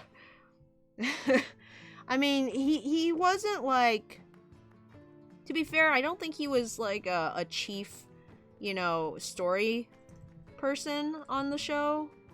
But you would think if Kimba the White Lion was a big influence, they would have the people working on the show to be aware of it. Oopsies. How do I... Oh, no! Well, if that's slightly rotated, that's gonna bother me, but I can't tell, so I'm gonna pretend it's not.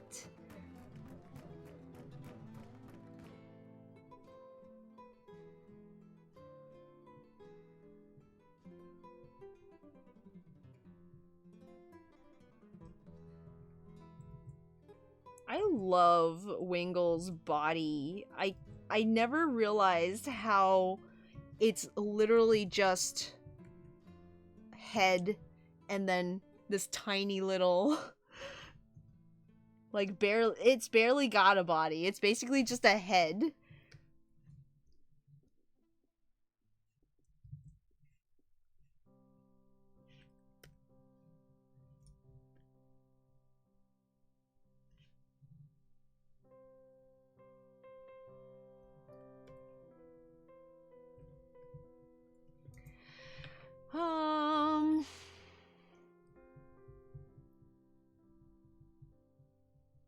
Braun says, did you guys see the news article of someone hiding a dick drawing in the background of a kid's cartoon show? Those are for adults. Okay. Hidden dick pics or not, it's very, it's how do I say this? It's distressingly easy to accidentally draw something a little too phallic. I've done it. And it's embarrassing, but yeah, I feel bad if someone like accidentally does that on like a show that's aimed for children and published on TV. It's like, how do you come back from that?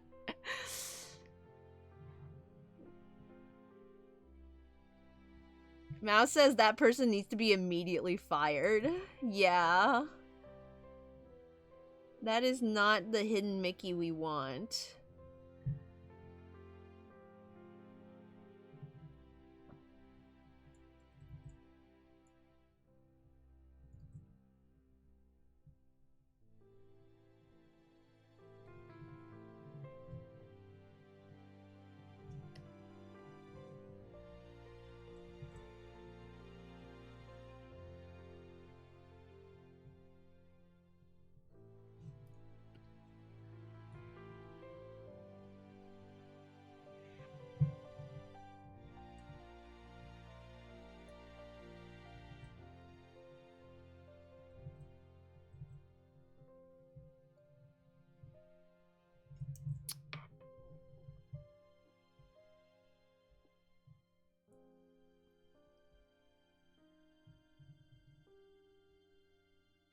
Gavin makes a good point. If you throw in multiple innuendos, then it gets annoying. But one or two is alright. Especially in, like, I don't know, a 2-hour feature film. It's like, and if they're, like, really subtle, it's like if you have to, it's fine.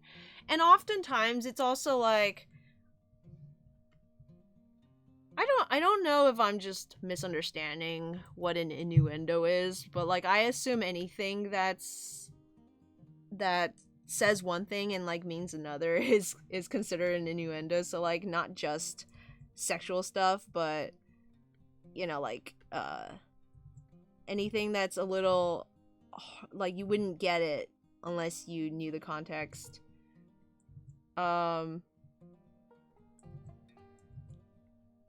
Like, I don't know why it's so important that you have to put it in, but if it's hilarious to you, I guess other people might find it too. I tend to put, like, jokes that are a little too, maybe, violent, but,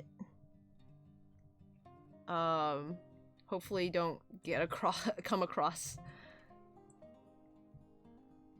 I don't think I have any real hidden jokes in my comic. Hopefully not. I don't remember putting them in. I just don't have the urge to, you know? I don't find that stuff necessarily very funny, so it's like, why put it in?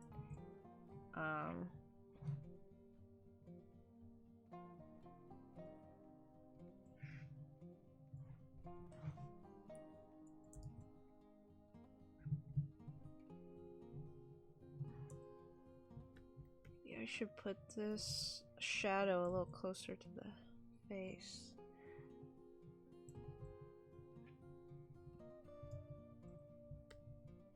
I don't know how the structure of this face works. I don't know how the structure is.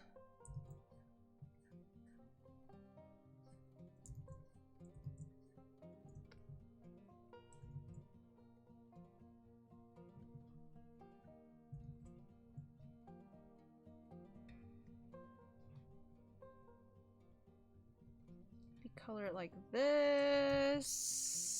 Maybe bring it over here. Color this whole thing in. Maybe put a little highlight on the tip.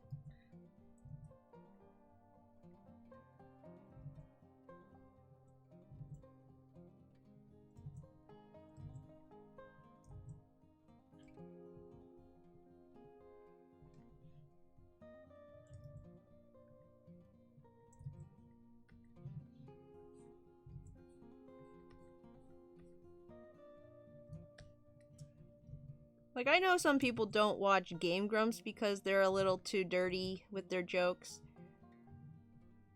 I can kind of ignore most of them that I find not funny. Because they have some very funny other content. And just their, like, personality and energy kind of carries the show even when I'm not that into a joke. So it's not like dirty jokes like turn me off completely. I know it's different when it's like adult content versus kids content. I'm just saying in general, I'm just in general not that into that kind of humor anyways. But I'll still like, you know, I'll still watch it. I'm just you know, I'll probably ignore.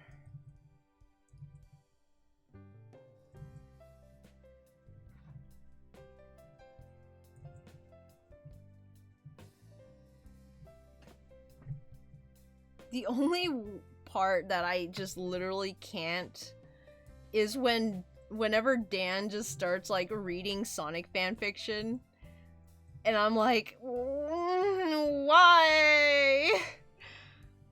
I wanted to watch you play this game.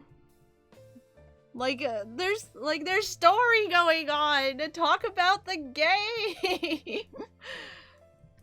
And they're just like reading fan fiction, and I'm just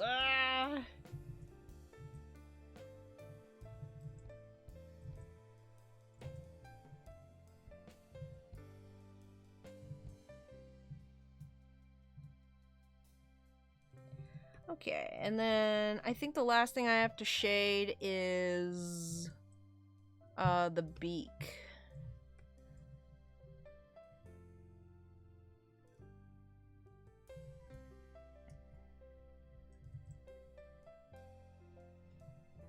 Make it a little bit darker.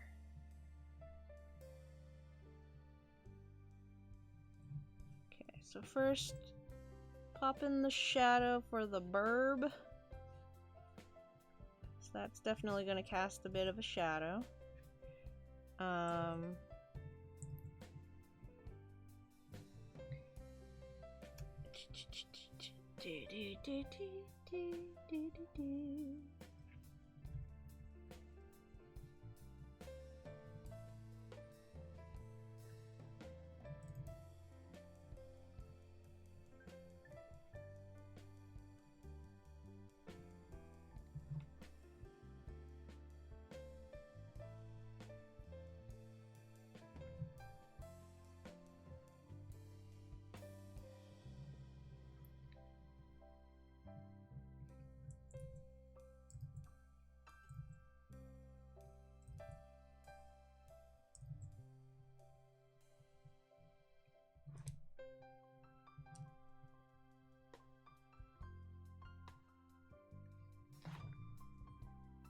I think the most raunchiest character I've ever seen in a children's show, one that I like watch, is probably Tree Trunks from Adventure Time. I don't know if you watch Adventure Time, guys, but it's a good show. It's just Tree Trunks is a little strange. She's very raunchy. I don't know if it's subtext or just text at that point.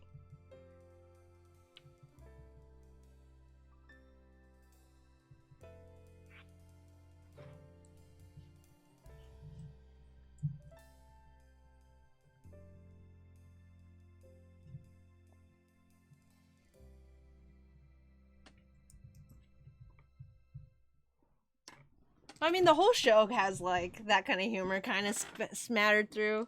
Like, the first time she shows up and Finn's like, Tree Trunks, get your hot buns in here. And she goes walking through with, like, a basket of literal hot cross buns. And she's like, oh my. But, she just gets worse and worse. Why are we talking about Vor? Hold on.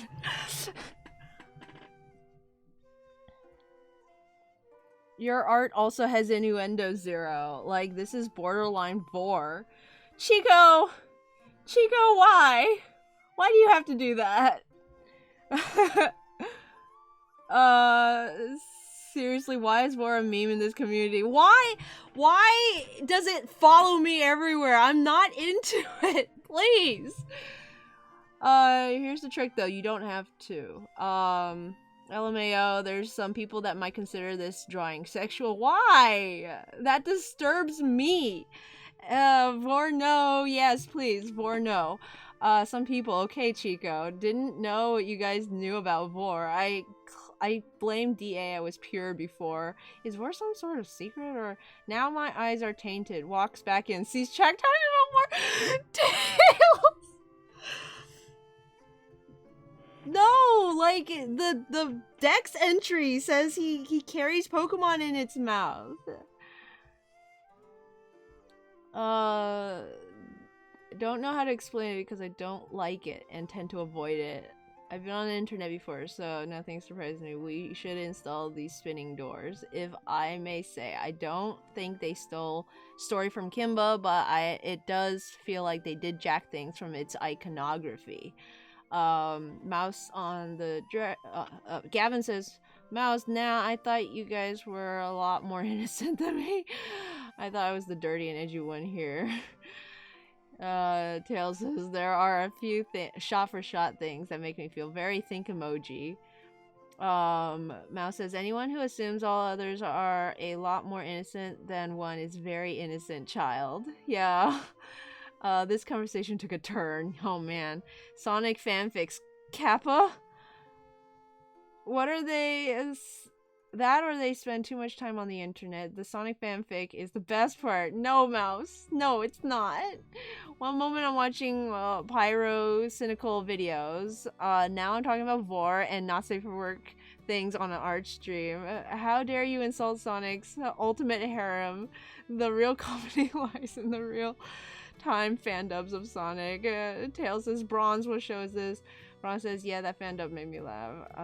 Mouse said, Gavin, how old are you? If you don't mind me asking, oh, these RTFs are so funny. Tails, I don't know, feel free, fun fact, blah, blah, blah, blah, blah, blah. Tree Trunks. What's up? Clever name, I know. Some ginger kid sounds like Tails from Sonic. Doesn't she end up marrying a pig? That does remind me of the one time someone put something kind of sexual thing in the background because it was a running joke with the people who test watch it, but it didn't get caught, so it went out. Also, people tend to put like really bad stuff in shows so that it will get caught and that the not as bad things will make it through. That tends to be like, I don't know, a strategy, I guess. It's like I guess if you gotta,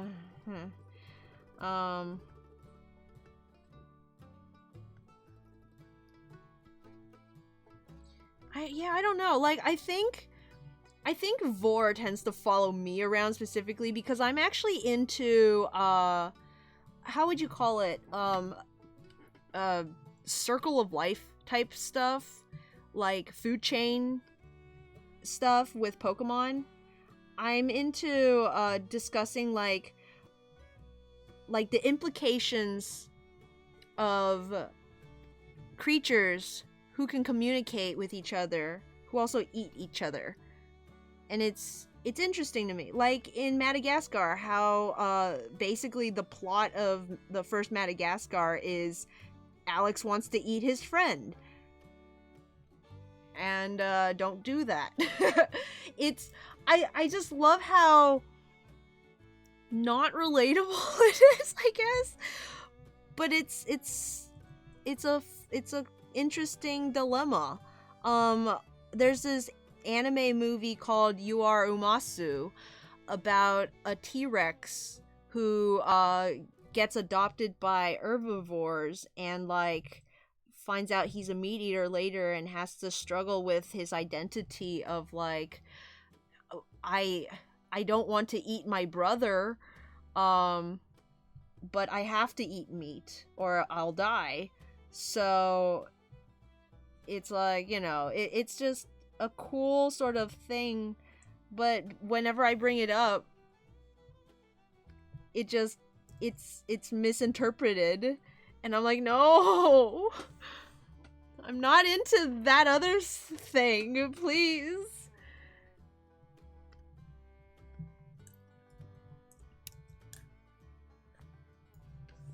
Okay, what color for the background? Let's try green, because that's the shiny color. Maybe a more pale green? Or should I do a background? I don't know if I should do a background. Mouse says movies about animals struggling not to eat their friends are the most human thing there is. Okay, Mouse. Okay. I like how MT Hammer just followed me, and now they're going, hold up, Vor? Question mark, question mark? It's like, what is this channel about? I'm sorry, Hammer. I'm so sorry. Bron says, doesn't she, like instantly unfollows? Doesn't she end up marrying a pig? Yeah, and it's hilarious because then in another scene, like, in an episode that has nothing to do with Tree Trunks, we cut to Tree Trunks and Mr. Pig, like, sitting in their house, and they're, like, just sitting quietly together, and at the dinner table, and then she just quietly goes, Mr. Pig, I want to get a and then they get cut off. like Adventure Time. I want to get a divorce. And then they like get a kid. She's like, oh, this is the greatest thing that ever happened to us. It's like, oh my goodness. Tree trunks, you sweet summer child.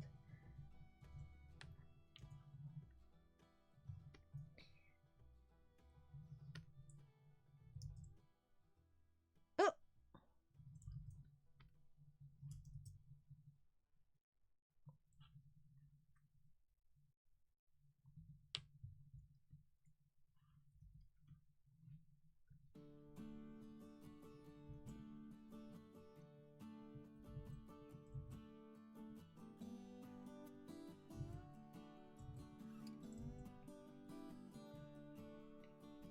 Bring that up higher.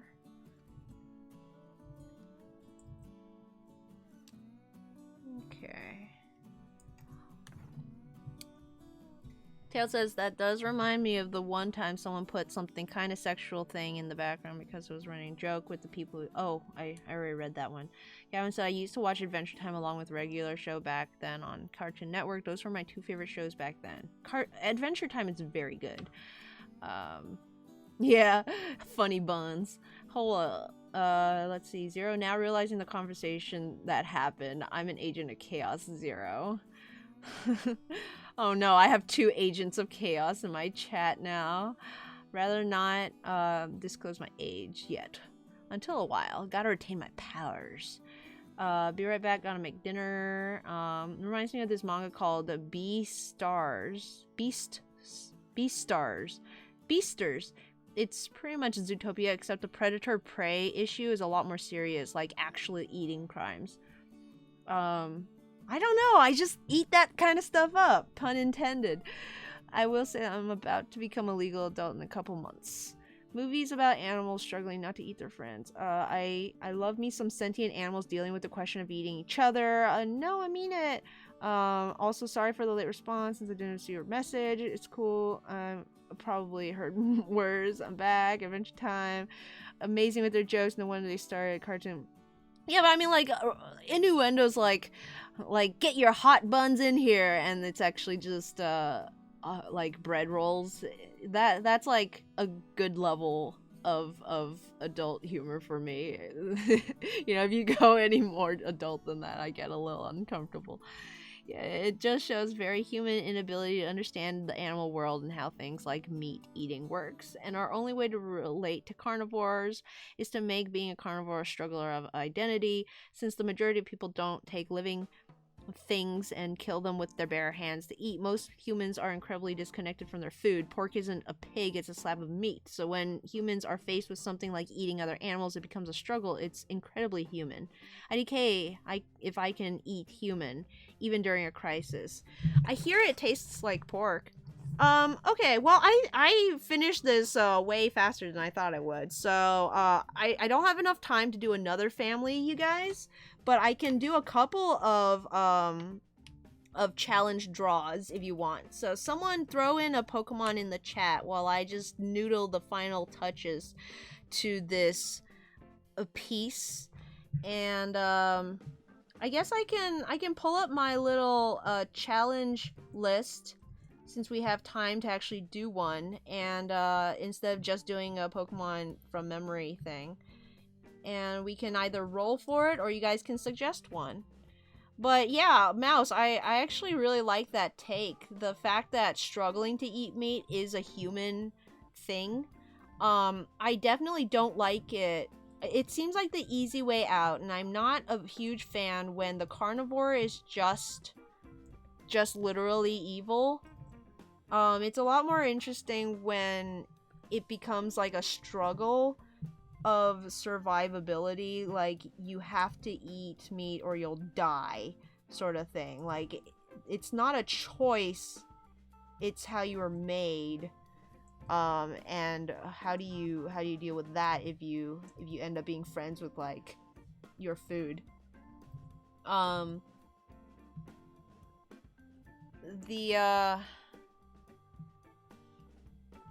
there's a manga called Animal Land. I think online it's translated to Animal Country, maybe, or maybe it's the other way around. But that one is also very good because it's again about like animals struggling to eat each other, except it's funny. I mean, it's not funny, but it's different in that the animals actually can't understand each other. They have like same level of intelligence. They're all human intelligence.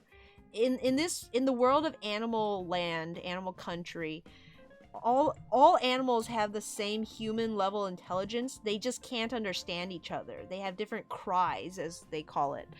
And the fact that they have different cries makes it so that predators can eat meat and not, like, you know, worry about it. And what happens is a human shows up, like, as a baby, and the baby also has like a adult level intelligence, but he has a power, and that's that he can understand all animals. He can understand every animal's cry. So luckily he's a omnivore, because then he can just choose not to eat meat. But yeah, he meets an elephant, a big old wise old elephant at some point, and the elephant's like, your power doesn't belong in this country, because if the predators learn how to speak to their prey, they become friends, then they can't eat them anymore and they'll die. So that's this power that you have is like actually a curse. And he's like, no, I don't believe you. I can make the world good. And he's basically yeah. It's a good series. I really like it. Okay, do we have a Pokemon? Oh, oops. I'm gonna keep this up. I'm trying to remember to open the Pokemon challenges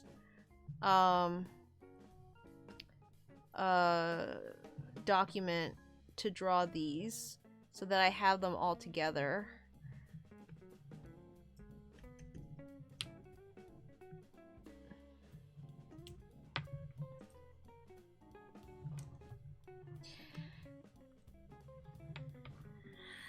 It feels messed up to be a cannibal. Hold on.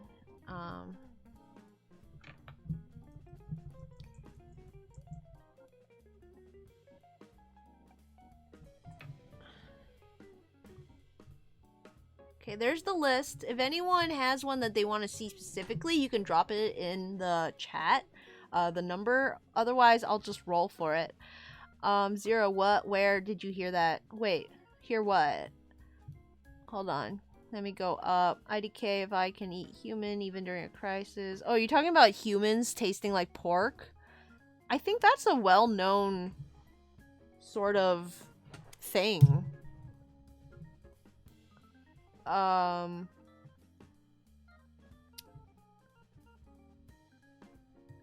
Makuhita. You just got a Makuhita?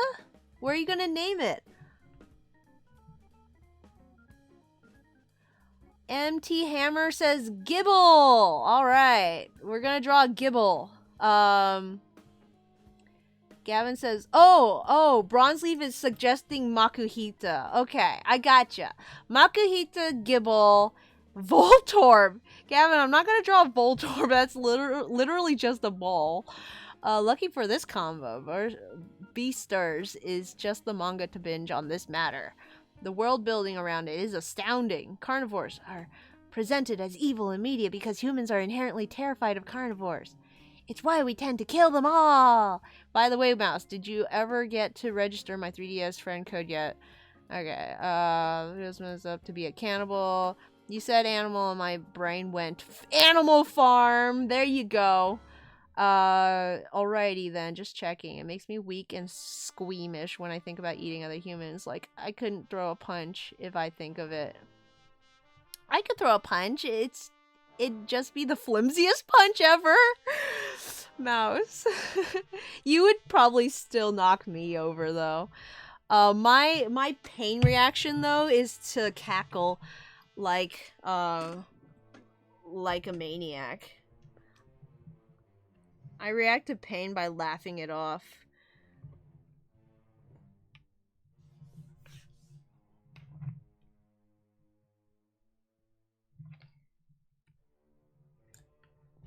Let me try to draw a Makuhita then.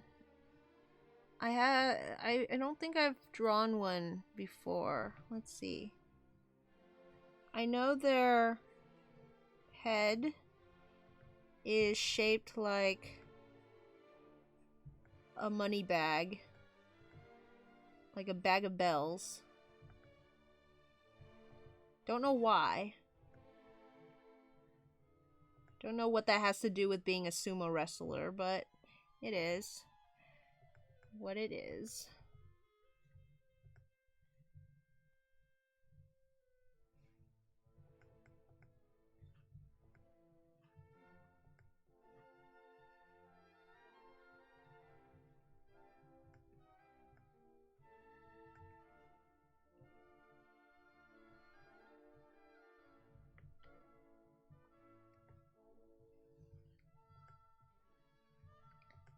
It's basically a giant dumpling.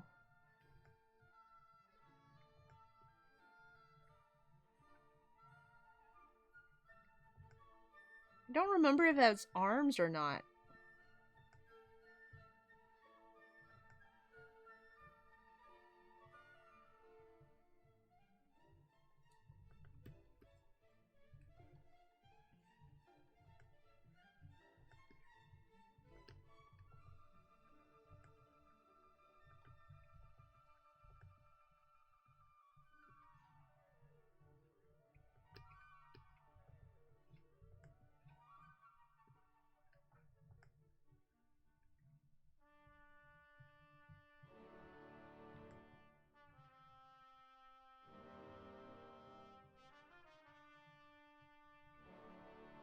Not sure what its feet look like. I'm just putting it like that because I think it makes sense.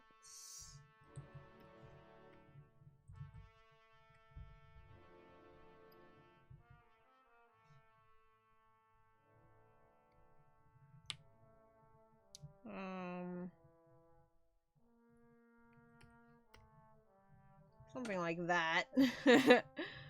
I think. Makuhita.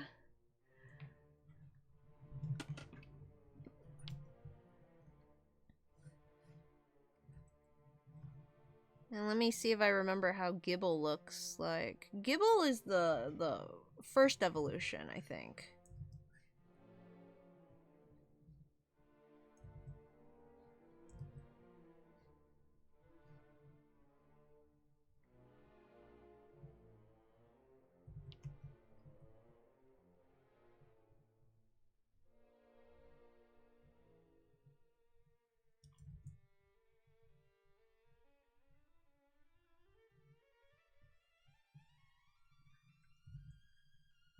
I actually have no idea what Gibble looks like. Oh my goodness. Shoot. I thought I knew. But I don't even know what its eyes look like.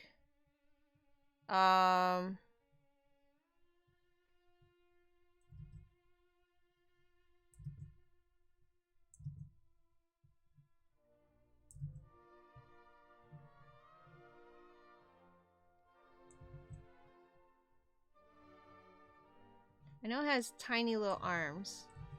Like, yeah.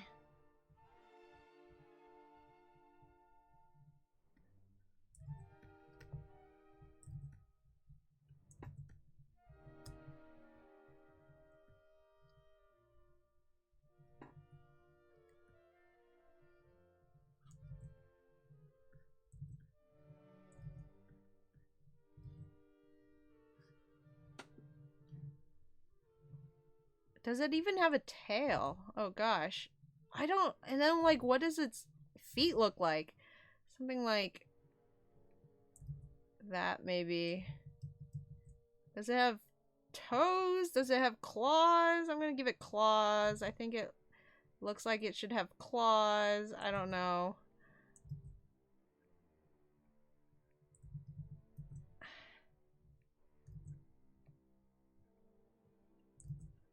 Gen 4 kind of starts to creep into my unfamiliar territory. I still know of most Gen 4 Pokemon, unlike Gen 6, where I may not even like recognize the names. But I'll like think I know what a Pokemon is, and then when I go to draw it, I'll realize I was a fool.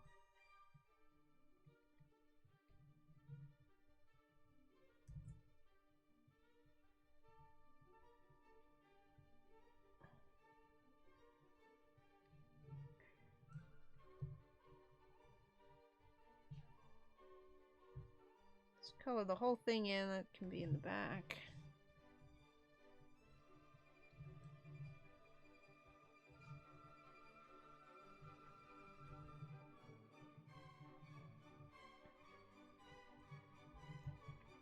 The feet a little further out.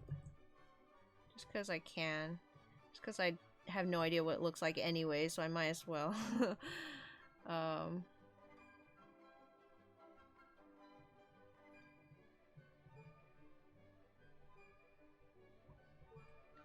Ta-da! I think it has like markings of some kind, but I honestly like, does it have a star? I don't know. I'm gonna maybe do this. That seems like something that it would have. Oopsies. Burp. It's really derpy for a dragon. I love him. Look at this baby boy dragon. Mouse says, man, Gen 4 is what I grew up with, lol. Bronzeleaf says, next time for a challenge, I'm gonna say Gen 6 Mon. Oh man. First Pokemon game I got was why I knew of Pokemon.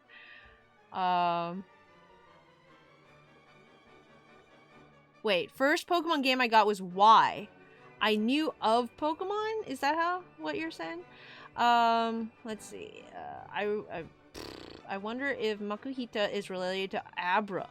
Ooh, it's like the fat Abra. Makuhita actually would be a good counterpoint to Abra because it's like fighting versus psychic. It's a better fit than Machop. Though Makuhita doesn't have three members. It just needs one more. As much as I love Sumo, though, I'm not a big fan of Hariyama.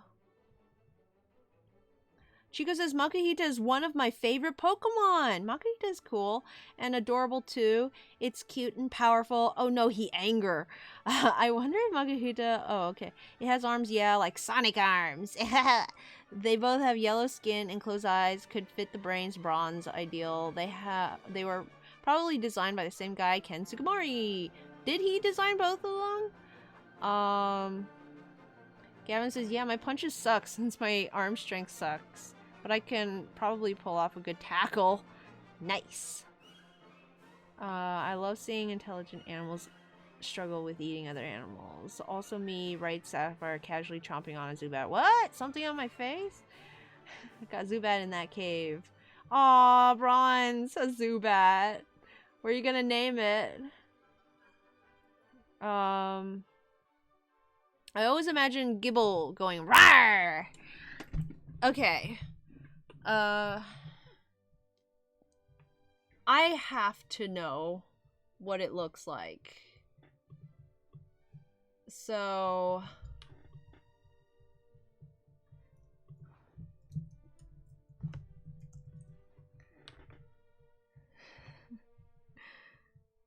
okay, so look at this boy.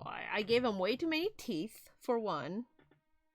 Oh, he has stripes. Oh, I forgot the head things. Of course. He has like head things here and here. I completely forgot those. And he has like anger. He has like that. It's a very strange shape.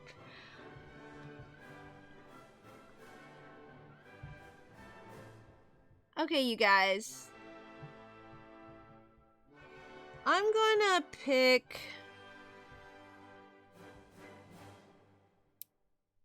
I'm gonna do a fusion of these two. How about that? Let's do a Makuhita Gibble fusion. I don't have an idea in mind.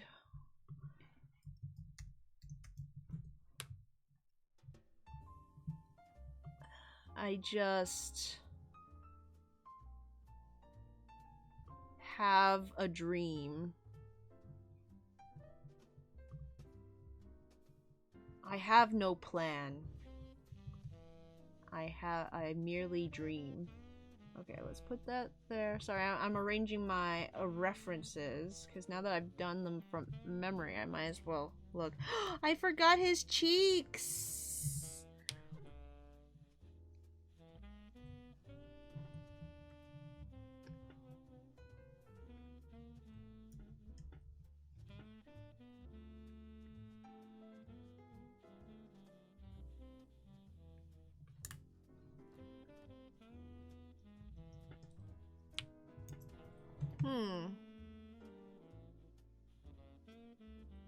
Welcome back, Gavin. Empty Hammer's like, not bad. Oh no, fighting dragon, that'd be a cool type. A dumpling dragon. First Pokemon game I got was why I knew of Pokemon. I knew of Pokemon before getting the games. I was just introduced to it as a birthday gift. I named him Dagger. Dagger is such a cool name. Or a kabuki type of design. So many ideas. A kabuki mask.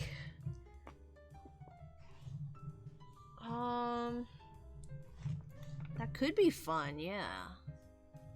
Like, sort of... where its face goes like that. And like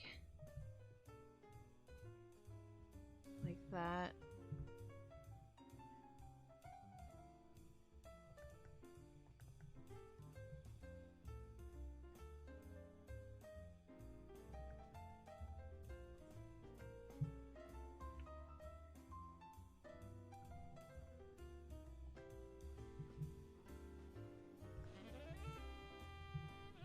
Looks like a frog. Let's try something else.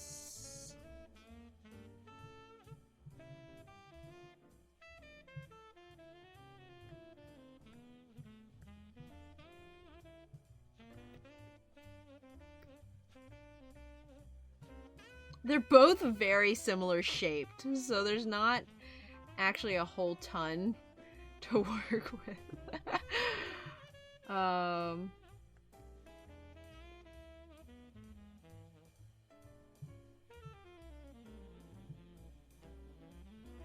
It looks like, oh no, it's basically a substitute. It's a substitute doll.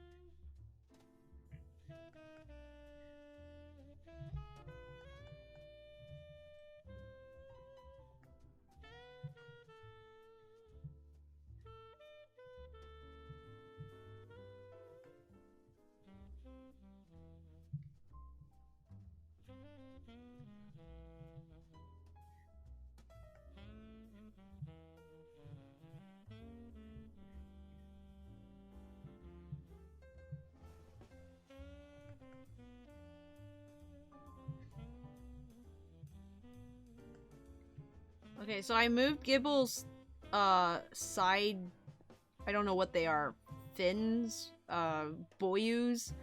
I moved them up to where Makuhita's, like, you know, head things are.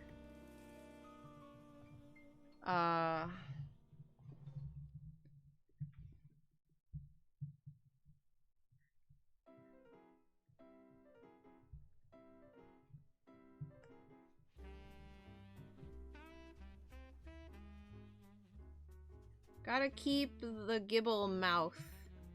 That's like a great big Gibble thing. A very cute mouth.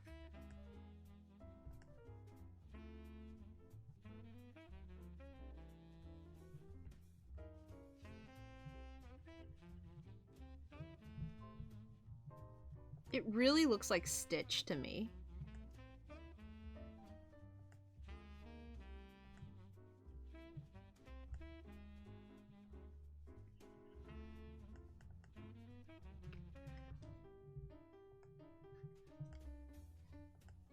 Okay, let's give him big old chonky Makuhita arms. Let's give him the Makuhita arms. Down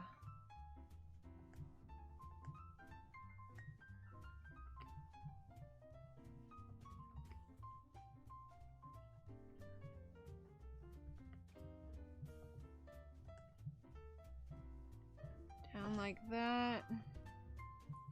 Something like that. Oh, I'm drawing under you guys again. I'm sorry. I always do that. Let me move this over.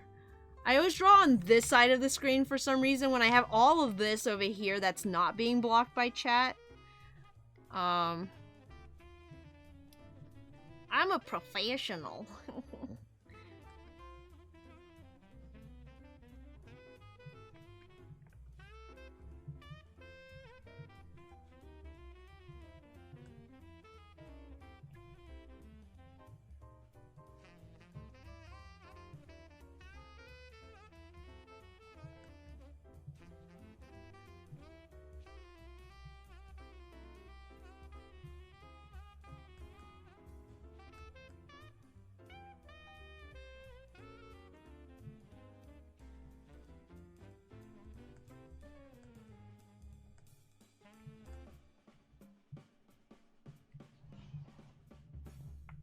Okay, now I'm a little stuck.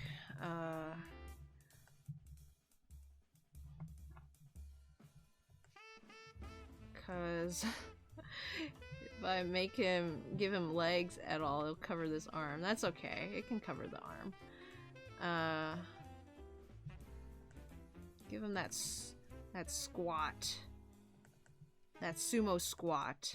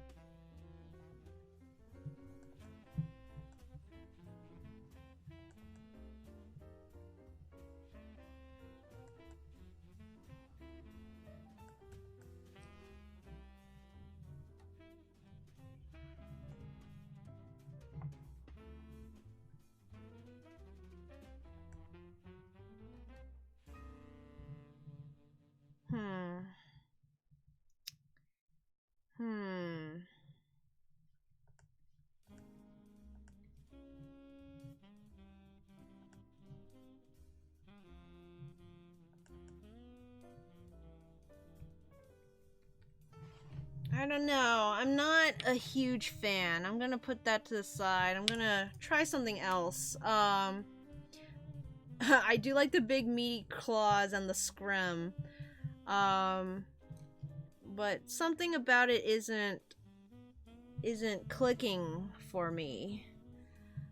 I think it might be these things. I'm gonna point them outward. See if that works any better.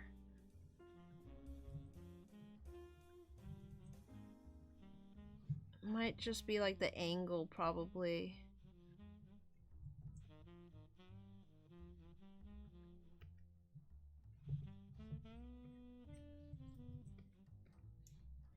And let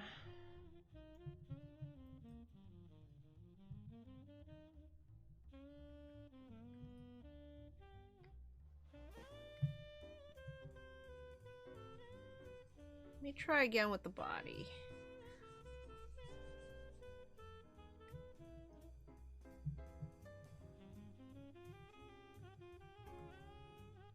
Yeah, I'm already liking that a lot more.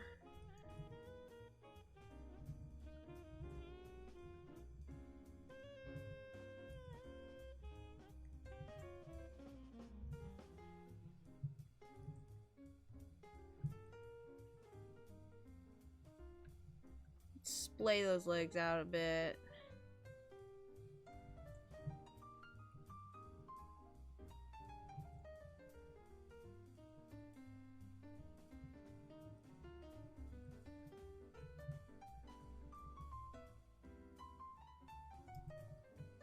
Oopsies.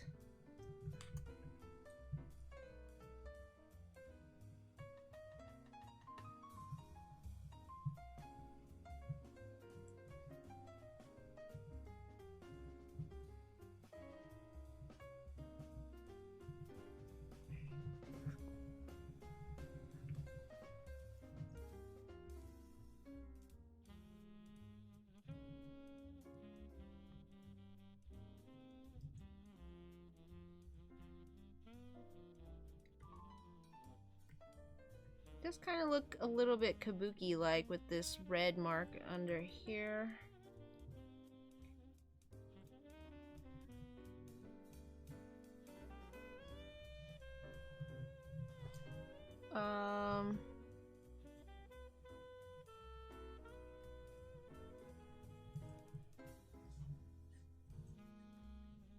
I turned it into a frog.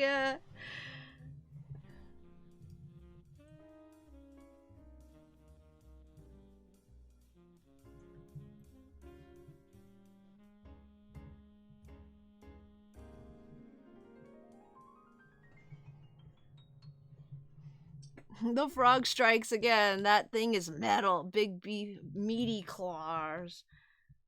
Okay, now that I have that, let me move this over slightly.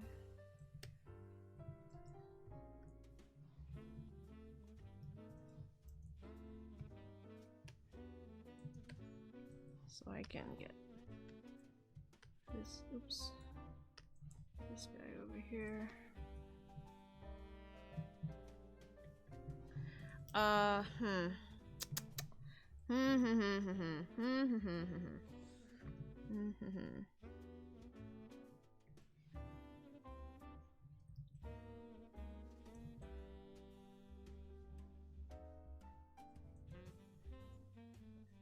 I'm starting to lose the original characters.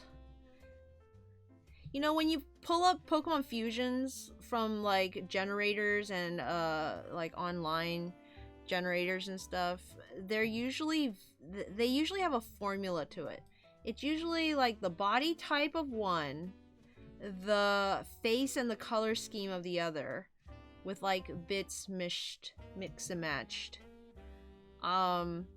I don't have a system yet. When I do the fusions, I kind of just try and capture the essence of both, and often I end up with something that's not either.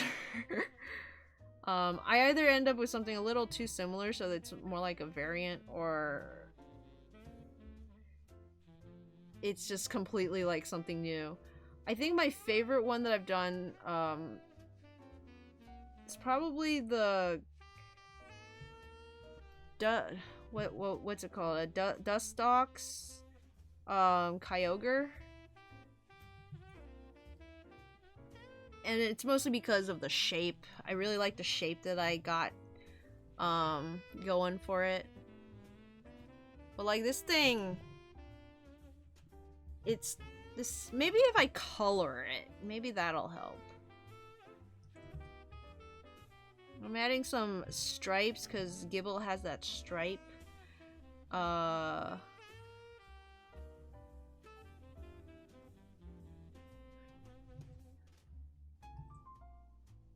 It looks almost like a Toxicroak at this point. Like I've somehow a Makuhita plus a Gible becomes a Toxicroak.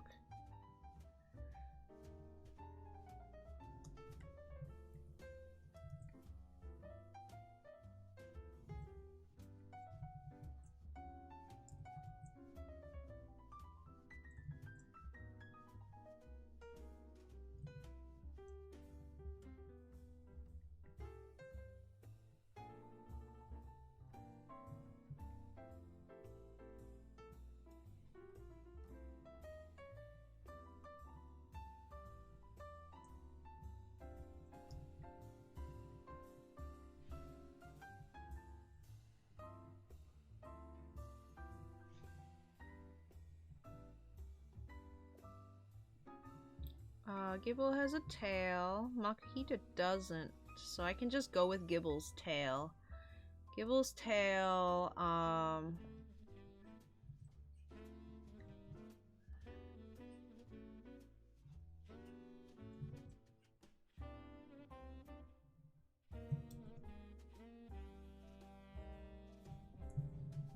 what else? What else? What else? I think maybe what would bring it a little closer to Gibble is if I made the fin on its head a little bigger.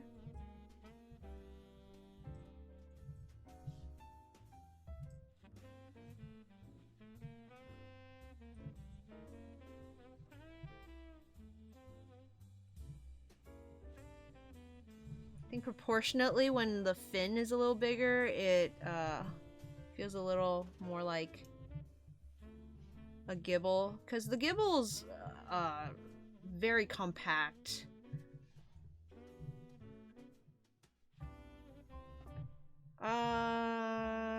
Something like that, I think.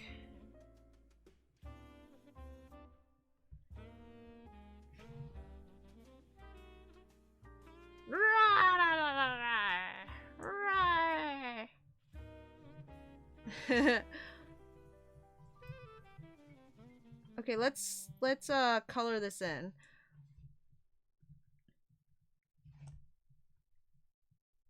Just to add a few more thick lines to solidify it. To codify, solidify.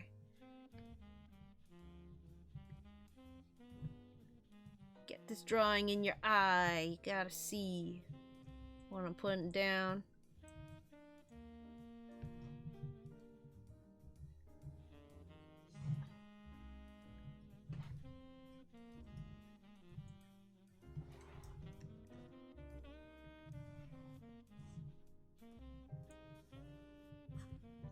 Okay, so if I darken this, and then, okay, so Gibble is a dark gray-ish blue.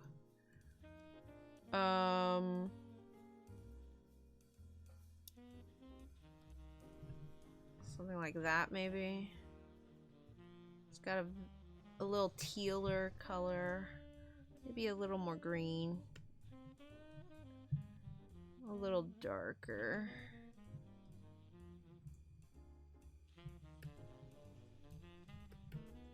Okay, so that's Gibble. It's got some red too. Let's throw in some red for Gibble. Makuhita is a pale yellowish, orangey yellow. Very neutral orangey yellow.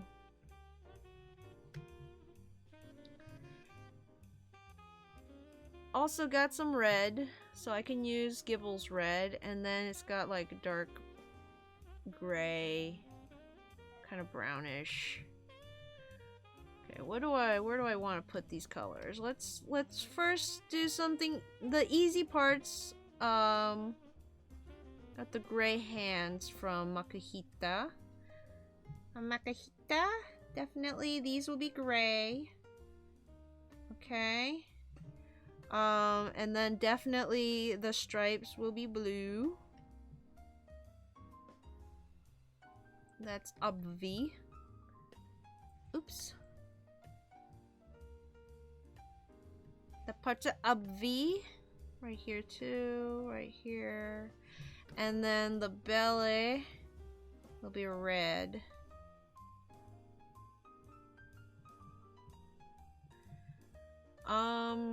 So the decision is the body color. Should it be yellow or should it be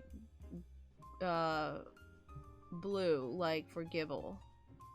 Now, we don't really have any colors from Makuhita, so I think we should make it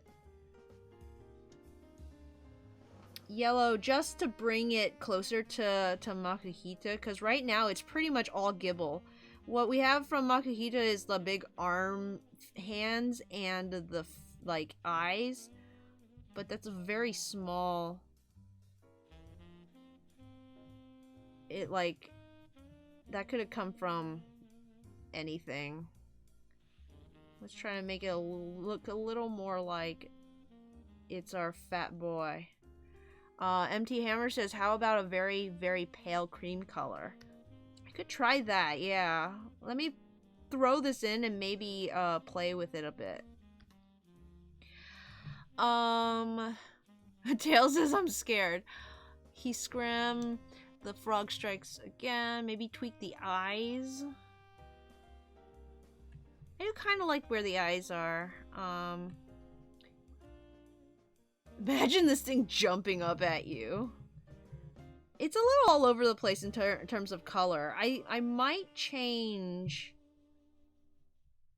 the stripe colors. I'm not set on it yet. I made them that color because of Gibble, but since the body shape and the mouth is all Gib, I might make it a different color for the stripies. Because right now I've got all the primary colors and it's looking very childish. Not very, you know, it doesn't blend very well.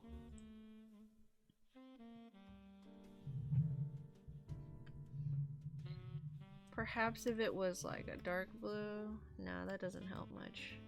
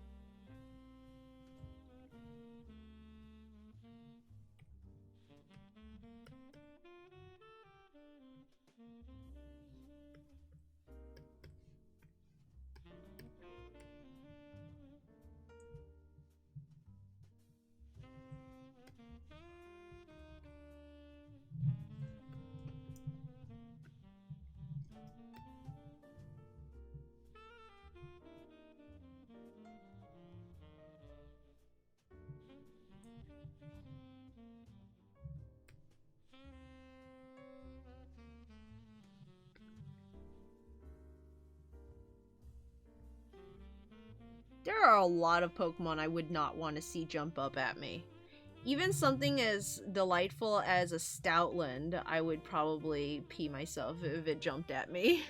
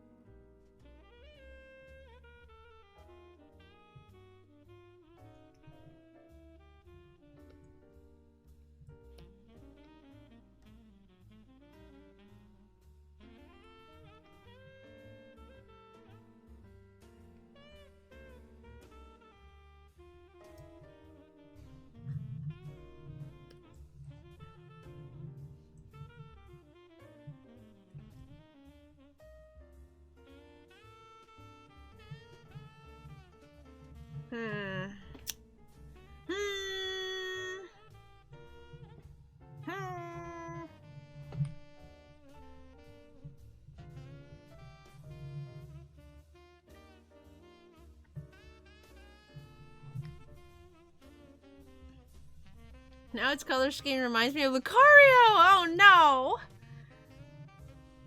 That's not what I was going for.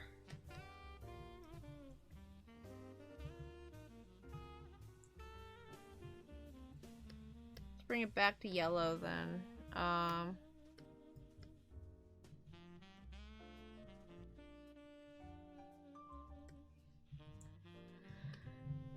Maybe...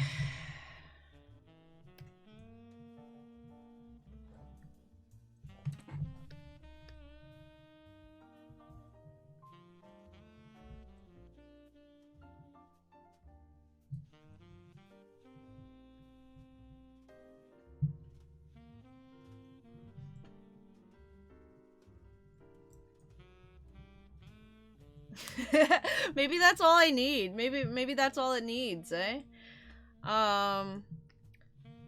Let's put some red in the cheek here. So we can still have the red in the design.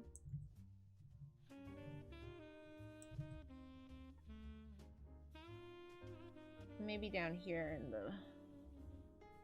the mouth.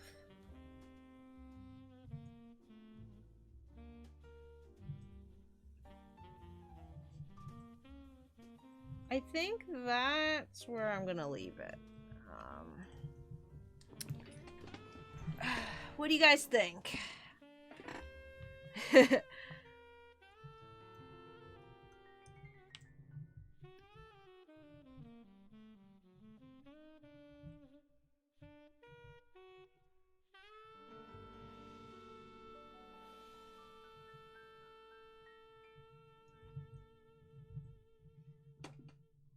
Not entirely sold on the belly.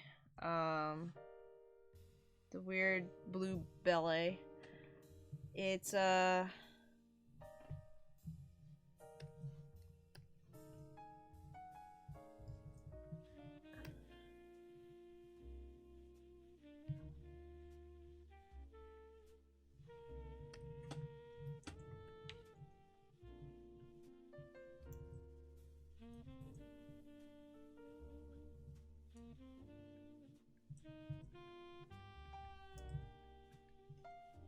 something like that.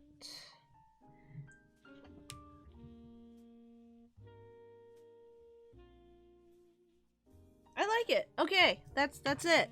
That's where I'm gonna leave it. I got the cheek from Makuhita. The shape of this the red part is from Makuhita's little bib thing, but I colored it red to match Gibble's red belly. And then I brought Gibble's red belly down all the way, but I colored it like Makuhita's bib thing. And then it's got the big sumo arms, the big old sumo arms from our little Makuhita pal, with some Gibble stripes, and the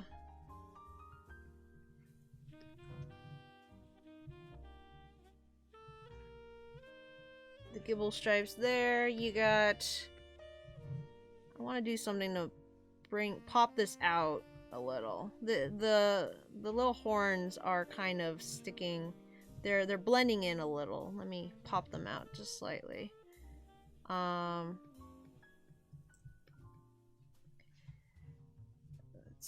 bring that up here. Maybe some of this here.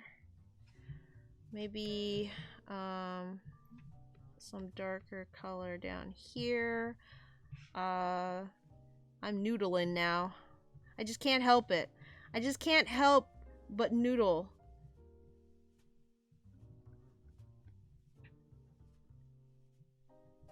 It's part of... It's my brand. No. I don't want it to be my brand, but it kind of is. I got myself a fountain pen to use for Inktober next month, and some ink, and of course I went with the Noodlers waterproof black ink. Because I am a noodler. It kind of looks like Pikachu. It kind of looks a little Pikachu. Because of the stripe on the back, and the cheeks. Ah! Bah! Okay. Well, I think I'm just about done. There's very little left to do. Okay, I can't do any more. Wait, no. I know what I can do more. The teeth. Teeth. Okay, for real. I gotta stop.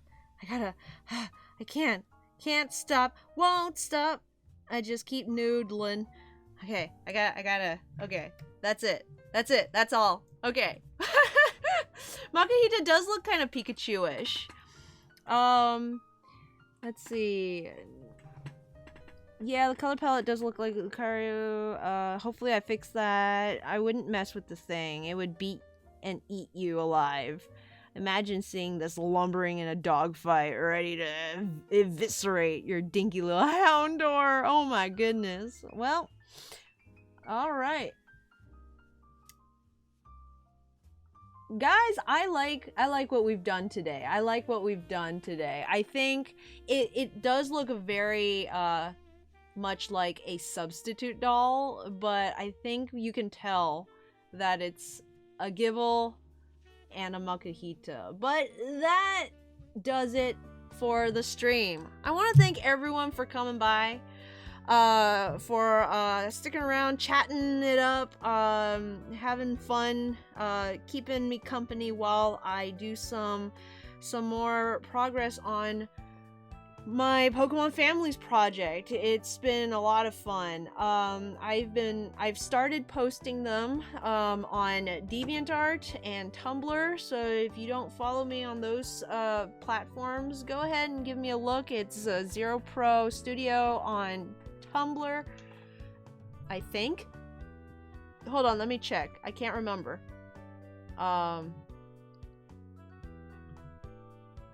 Tumblr is Zero Pro. It's just Zero Pro. There's a link for my Tumblr, and it's ZeroChan923600 for my DeviantArt, and I'll be like, you know, posting those every week, hopefully even through next month, because I have a backlog, a catalog of these going. Hooray for Hoenn! But yeah, again, thanks for coming. I hope you guys have a wonderful week, and I will see you guys next week. Smell you later. Bye-bye!